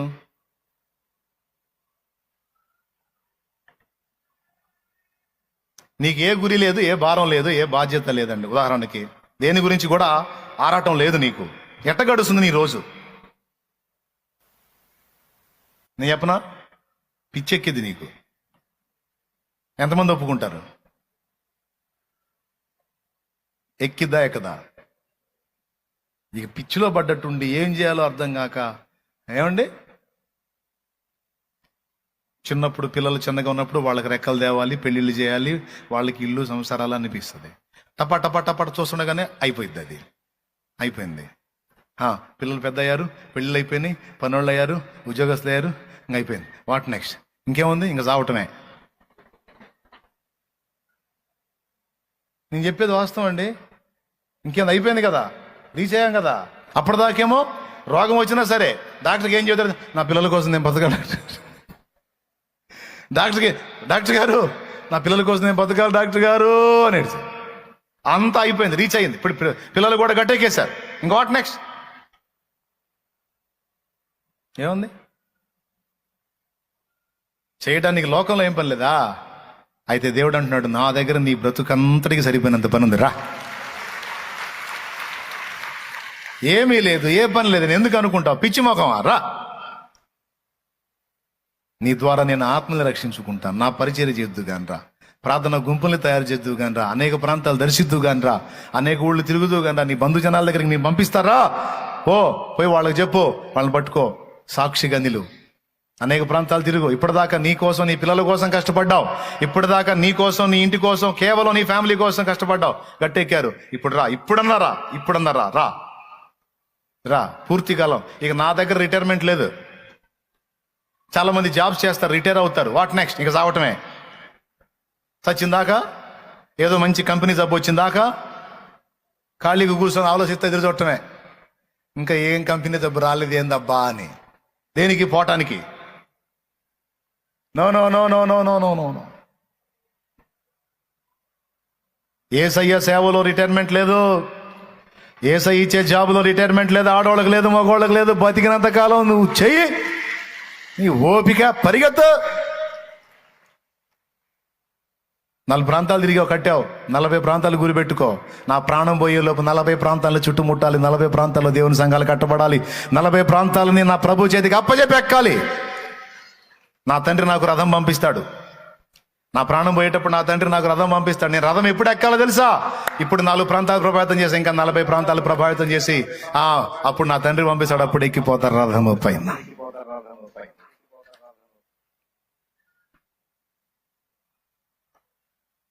హల్లెలూయా. ఎప్పుడు ఎక్కాలి రథం? నా దేవుని కొరకు కొంతైనా సాధించిన తర్వాత ఎక్కాలి రథం. ఈలో పంపుతానన్నా వద్దని చెప్పాలి. ఇప్పుడే వదిలాగో, పని చేయాలా, నీ పని చేయకపోతే ఎట్లా అని తీర్మానం చేయటమే కాదు, లైన్లోకి రావాలి. యవనస్తులారా, కుటుంబీకుల ఆశలు తీర్చడానికి నడుం కట్టి ఒక గోల్ రీచ్ అయిన తర్వాత అంతటితో తృప్తి చెందొద్దు. అంతకంటే శ్రేష్టంగా నిన్ను కన్నవాళ్ల గోల్ రీచ్ అవ్వడానికి నువ్వు అంత కష్టపడితే, నిన్ను సృష్టించిన వాడి గోల్ ఒకటి ఉంది. సృష్టించిన వాడి గోల్ ఉన్నాయి కొన్ని. అవి రీచ్ అవ్వడానికి ఆ నెక్స్ట్ నుంచి నువ్వు లైన్లోకి రావాలి. 2 నెరవేర్చాలి బిడ్డ, 2 నెరవేర్చాలి. ఓకేనా?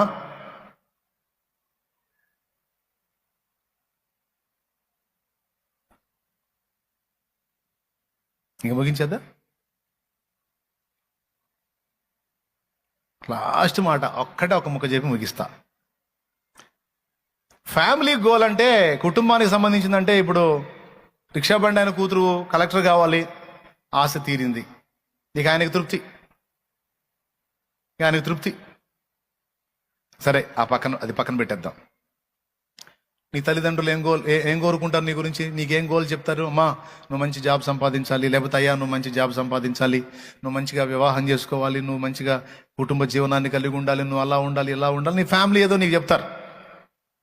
లేదా నువ్వు దేవుని సేవ కోసం నిలబడ్డ వ్యక్తివైతే, అమ్మా నువ్వు దేవుని సేవ చేయాలి, అయ్యా నువ్వు దేవుని సేవ చేయాలి, నువ్వు ఇన్ని ఆత్మలు రక్షించాలి, నువ్వు అనేక జీవితాలని కట్టాలి, నా వల్ల కాలేదు, నా కడుపును పుట్టిన నువ్వన్నా దేవుని పని చేయాలని ఏదో నీకు చెప్పే పని నీకు చెప్తారు వాళ్ళు. నీకు ఇచ్చే గురి నీకు ఇస్తారు నీ ఫ్యామిలీ. ముందు భౌతికంగా చెప్తున్నా, యవనస్తుడా నువ్వు చెప్పు, మీ నాన్న ఏం కోరాడు? యవనస్తురాలా నువ్వు చెప్పు, మీ నాన్న మీ అమ్మ ఏం కోరారు నీ గురించి? చదువుతున్న నిన్ను ఏం కమ్మని ఆశించారు? ఎవరన్నా చెబుతారా? యవనస్తురాళ్ళు ఏం సిగ్గుపడద్దు. మా నాన్న నేను ఇంత చదివి ఇలా కావాలని చాలాసార్లు నాతో చెప్పాడన్నా అని ఎవరన్నా చెప్తారా? నా తల్లి ఇలా ఆశించింది, నేను ఫలానా ఉద్యోగం సాధించాలని, నా తండ్రి ఇలా ఆశించాడని ఏ యవనస్తుడైనా చెబుతాడా? థ్యాంక్ యూ నాన్న. ఏ చెప్పు.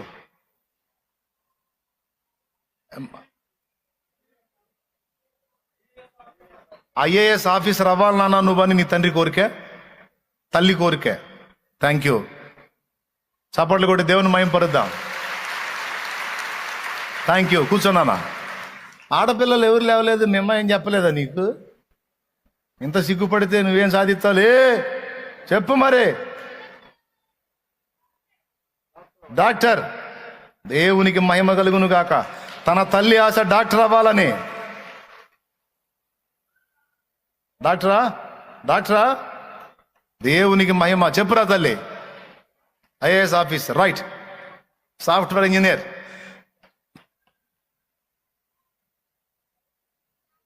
వినపట్లేదురా. సిఏ, చార్టెడ్ అకౌంట్ కదా, రైట్. దేవునికి స్తోత్రం. చప్పట్లు కొడదామా?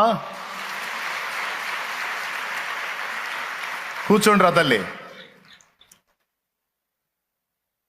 ఇంకో పాప కూడా లేచింది, అడగలేకపోయినాను. డాక్టర్ గుడ్, కూర్చో. Very good. నువ్వురా, వినపట్ల. నువ్వు సేవకా? రైట్, దేవునికి మహిమ. నువ్వు సాఫ్ట్వేరా? వెరీ గుడ్, కూర్చో. దేవునికి స్తోత్రం. రైట్, మీరు కూడా అలాంటి ఆశ కలిగి ఉన్నారు. నువ్వేమో కోరుకున్నావు? సేవ. రైట్, దూరంగా లేచారు. సేవ, దేవునికి మహిమ. సేవ. కొట్టు కొట్టు. కూర్చోండి నాన్న, చెప్తా. కూర్చోండి తల్లి. దూరంగా కూడా లేచారు. మీ ఆశలు కూడా నా తండ్రి తీర్చును గాక. ఆమెన్. సరే, ఒక మాట చెప్పని. చెప్పు నాన్న. 4 కుటుంబాలను బ్రతికించేవాడివి కావాలని. రైట్, కూర్చో. దేవునికి మహిమ కలుగును గాక. సరే, ఇప్పుడు యవనస్తులు లేచారు. యవనస్తుల హృదయాల్లో ఆశలు ఉన్నాయి. థ్యాంక్ యూ నాన్న. కూర్చోండి, చెప్తా. మీకు కూడా ఏవో గోల్స్ ఉంటాయి కదా, దేవుని సేవ. కూర్చోండి. ఇప్పుడు యవనస్తులందరి హృదయాల్లో తల్లిదండ్రి చెప్పినటువంటి మాటలు, కొన్ని గోల్స్ ఉన్నాయి. అవి పెట్టుకొని వాళ్ళు బ్రతుకుతున్నారు. వాటిని సాధించాలని కష్టపడతా ఉన్నారు. అయితే వాటిని సాధించే దృష్టి, నిజంగా వాళ్ళకి ఆ రోషం, ఆ పట్టుదల ఉంటే, ఈరోజు యవనస్తులు బలవుతున్న వాటికి వీళ్ళు బలి కారు. ఈరోజు యవనస్తులు ఆకర్షింపబడుతున్న వాటికి వీళ్ళు ఆకర్షింపబడరు. ఎందుకంటే వాళ్ళు కలిగి ఉన్న లక్ష్యము నిజమైతే, ఆ పట్టుదల గట్టిదైతే, ఎన్ని చుట్టుముట్టినా, యవనేచ్ఛలు రెచ్చగొట్టినా వాటికి క్యాచ్ ఎవరు? వాళ్ళు అనుకున్న, తల్లిదండ్రి కోరిన కోరిక నెరవేర్చడానికి దాన్ని మాత్రమే వాళ్ళ కళ్ళ ముందు పెట్టుకొని సాగిపోతూ ఉంటారు. ఇప్పుడు వాళ్ళైతే ఆశగా లేచారు, ఇలా కావాలి, ఇలా కావాలని. మరి చివరి వరకు గమనించాలి వాళ్ళు ఏమవుతారో అనేది. చాలామంది ఇలాగా అని ఆశించి అవుదాం అనుకొని, చివరికి ఒకటి అవుదాం అనుకుని ఇంకొకటి అయినటువంటి పరిస్థితులు కూడా మనం చూస్తున్నాం. కానీ ఈ బిడ్డలైతే, ఇప్పుడు ఇక్కడ ఉన్న బిడ్డలు, నా బిడ్డలు, ఆత్మీయ బిడ్డలు అందరూ కూడా తల్లిదండ్రులు వారు ఆశించిన స్థితిలో వాళ్ళు అలాగా అభివృద్ధి చెందాలని మనస్ఫూర్తిగా నేను కోరుకున్న నా ప్రభు నామాన్ని బట్టి దీవిస్తున్నా. దేవుని వాక్యం ఉండనే ఉంది. నీకు పుట్టిన వారిని నేను ఆశీర్వదిస్తాను, తలగా ఉంచుతాను కానీ వాళ్ళని తోకగా ఉంచనని నా తండ్రి మాట్లాడాడు. చాలామంది భక్తుల పిల్లలు ఈరోజు ఉన్నతమైనటువంటి హోదాలలో ఉన్నారు. చాలా కష్టపడి, నానా బాధలు పడి పెంచుకొచ్చిన పిల్లలు ఈరోజు అగ్రస్థానాల్లో కూర్చొని ఉన్నారు. నా దేవుడు చేర్చాడు వాళ్ళని అక్కడ. నా దేవుడు తీసుకెళ్లి కూర్చోబెట్టాడు వాళ్ళని అక్కడ. ఈరోజు ఇక్కడున్న బిడ్డల్ని కూడా నా తండ్రి తీసుకెళ్లి కూర్చోబెడతాడు అక్కడ. ఆమేన్. కొంతమంది బిడ్డలు డాక్టర్లం కావాలి అని కోరారు. ఆమేన్, అగుదురుగాక. వైద్యులు కావాలి, అనేక మంది ప్రాణాలని కాపాడేవాళ్ళు కావాలి. అంతేకాదు ఇంకా ఏమేం కావాలనుకున్నారు, అవన్నీ వారి ఆశలు నా తండ్రి తీర్చునుగాక. ఇది తల్లిదండ్రుల ఆశ. మీ నాన్న ఏం కోరాడమ్మా అంటే చెప్పింది, మీ అమ్మ ఏం కోరిందమ్మా అంటే చెప్పింది. రైట్, దాన్ని నెరవేర్చడానికి ఇప్పుడు కష్టపడుతుంది. అయితే సృష్టికర్త ఆశ ఉంది, అదొక్కటి చెప్పి ముగిస్తా. అది నేను ఒక మాట చెప్పి ముగిస్తానంది. తల్లిదండ్రుల ఆశలు గుర్తుపట్టిన పిల్లలారా, మనందరి నాన్న ఒక ఆయన ఉన్నాడు. ఏందో ఆయన పేరు ఏమండి? పరలోక తండ్రి. ఓకే, మన ప్రాణ ప్రియుడు ఉన్నాడు. ఆయన పేరేంటి? యేసయ్య. మనల్ని నడిపిస్తున్న నాయకుడు ఉన్నారు. ఆయన పేరేంటి? పరిశుద్ధాత్మ. తండ్రి, కుమార, పరిశుద్ధాత్మ. త్రియేక దేవునికి కూడా మన విషయంలో కొన్ని ఆశలు ఉన్నాయి. వాటిల్లో 2 ఆశలు మీకు చెప్తా, చెప్పి నేను ముగిస్తా. నిజంగా ముగించకపోతే అప్పుడు అడగండి. అందులో మొట్టమొదటిది ఏమిటంటే, మన విషయంలో దేవునికి ఉన్న ఆశ. మనం అన్ని విషయములలో యేసు వలె ఉండునట్లు ఎదగవలసి ఉన్నది. ఇది మన ముందున్న మొదటి గురి స్పిరిచువల్గా. నంబర్ 1, క్రీస్తు యేసు సంపూర్ణుడు. ఆయన సంపూర్ణతకు సమానమైన సంపూర్ణత గలవారమగు వరకు మనం ఎదగాలట. ఎఫెసీ పత్రిక 4వ అధ్యాయం 11వ వచనం చూడు. మనమందరము విశ్వాస విషయములోను దేవుని కుమారుని గూర్చిన జ్ఞానము విషయములోను ఏకత్వం పొంది సంపూర్ణ పురుషులమగు వరకు, అనగా క్రీస్తునకు కలిగిన సంపూర్ణతకు సమానమైన సంపూర్ణత కలవారమగు వరకు ఆయన ఇలాగు నియమించెను. అదండి మన ముందు లక్ష్యం. మన వ్యక్తిత్వం యేసు వ్యక్తిత్వం వలె రూపాంతరము చెందాలి. మనం అన్ని విషయములలో యేసు వలె ఉండుటకు ఎదుగాలి. ఆ మాట లేఖనంలో ఉంది. మనమందరము అది కాదు నాన్న, మనం అన్ని విషయములలో యేసు వలె ఉండునట్లు ఎదుగుదము అనే మాట ఉంటుంది. చదువు 15వ వచనం. చదువు. ప్రేమ కలిగి సత్యము చెప్పుచు క్రీస్తు వలె ఉండుటకు మనం అన్ని విషయములలో ఎదుగుదము. అదమ్మా, దాన్ని కొట్టమ్మా అండర్లైన్. అదమ్మా మన గురి. ఎదగాలి, మనమంతా ఎదగాలి, యేసు రూపము దాల్చనెదగాలి. ఎదగాలి, మనమంతా ఎదగాలి, యేసు రూపము దాల్చనెదగాలి. ఎంతవరకంట? యేసయ్య రూపము దాల్చునందరు. మీకు తెలియదు, చాలా పాటల్లో భక్తులు ఇదే చెప్పారు, మీరు పాడతారు, కానీ ఒరే నేను ఆ మెట్టుకి ఎదగాలి కదా అన్న పాయింటే మర్చిపోయేటట్టు చేస్తాడు సైతాన్. చాలాసార్లు పాడారు మీ పాటలో. ఇప్పుడు నేను ఎత్తుకోగానే వెంటనే కనెక్ట్ అవుతారు చూడు. యేసులాగే ఉండాలని, యేసుతోనే నడవాలని, యేసులాగే ఉండాలని, యేసుతోనే నడవాలని, నిలవాలని, గెలవాలని, నిలవాలని, యేసునందే ఆనందించాలని, యేసునందే ఆనందించాలని, ఇదే నా కోరిక, నవజీవన రాగమాలిక, ఇదే నా కోరిక, నవజీవన రాగమాలిక, నవజీవన రాగమాలిక.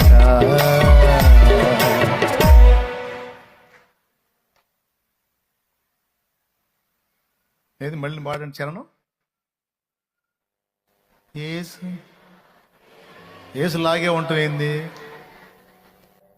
అంటే మన ముందున్న ఛాలెంజ్ ప్రేమించుటలోనూ, క్షమించుటలోనూ, సహించుటలోనూ, త్యాగము చేయుటలోనూ, ఆదరించుటలోను, మంచితనములోను, భక్తి విశ్వాసాల విషయంలోను, అన్ని విషయములలో, సత్యం విషయమైన రోషములోను యేసు వలె ఉండునట్లు మనం ఎదగాలి. ఇది మన ముందున్న నంబర్ 1 గోల్, లక్ష్యం. ఇది మనం రీచ్ అవ్వాలి. ఇది మనం కళ్ళ ముందు పెట్టుకుంటే ప్రతి విషయం మనం అబ్జర్వ్ చేసుకుంటా ఉంటాం. ఇక్కడ నేను యేసులాగా ప్రవర్తిస్తున్నానా, లూసిలాగా ప్రవర్తిస్తున్నానా? లూసి అంటే సైతాన్. నేను యేసులాగా ప్రవర్తిస్తున్నానా, లూసిఫర్ లాగా ప్రవర్తిస్తున్నానా? నేనున్న ఈ సిచ్యువేషన్లో ప్రభు ఉంటే ఎలా ప్రవర్తిస్తాడు, మరి నేను ఎలా ప్రవర్తిస్తున్నాను అనేది ఆలోచించుకుంటూ చాలా విషయాల్లో మనం బ్యాలెన్స్ అవుతాం. యేసు వలె ప్రవర్తించుటకు, యేసు వలె ఉండుటకు అన్ని విషయములలో ఎదుగుదము అంటే అర్థం అది. నీకు దమ్ముంటే యేసులాగా తయారవటానికి రా, యేసు మెట్టులోనికి రా. ఇది మన ముందు దేవుడు ఉంచిన అద్భుతమైన ఛాలెంజ్. మనం ఎక్కాల్సిన ఎత్తైన కొండ అది. పౌలు అన్నాడు, నేను క్రీస్తును పోలి నడుచుకొనుచున్న ప్రకారము మీరు కూడా నన్ను పోలే నడుచుకొనుడి. అది యేసులాగా ఉండునట్లు అంటే పరిపూర్ణత మన మొదటి గురి.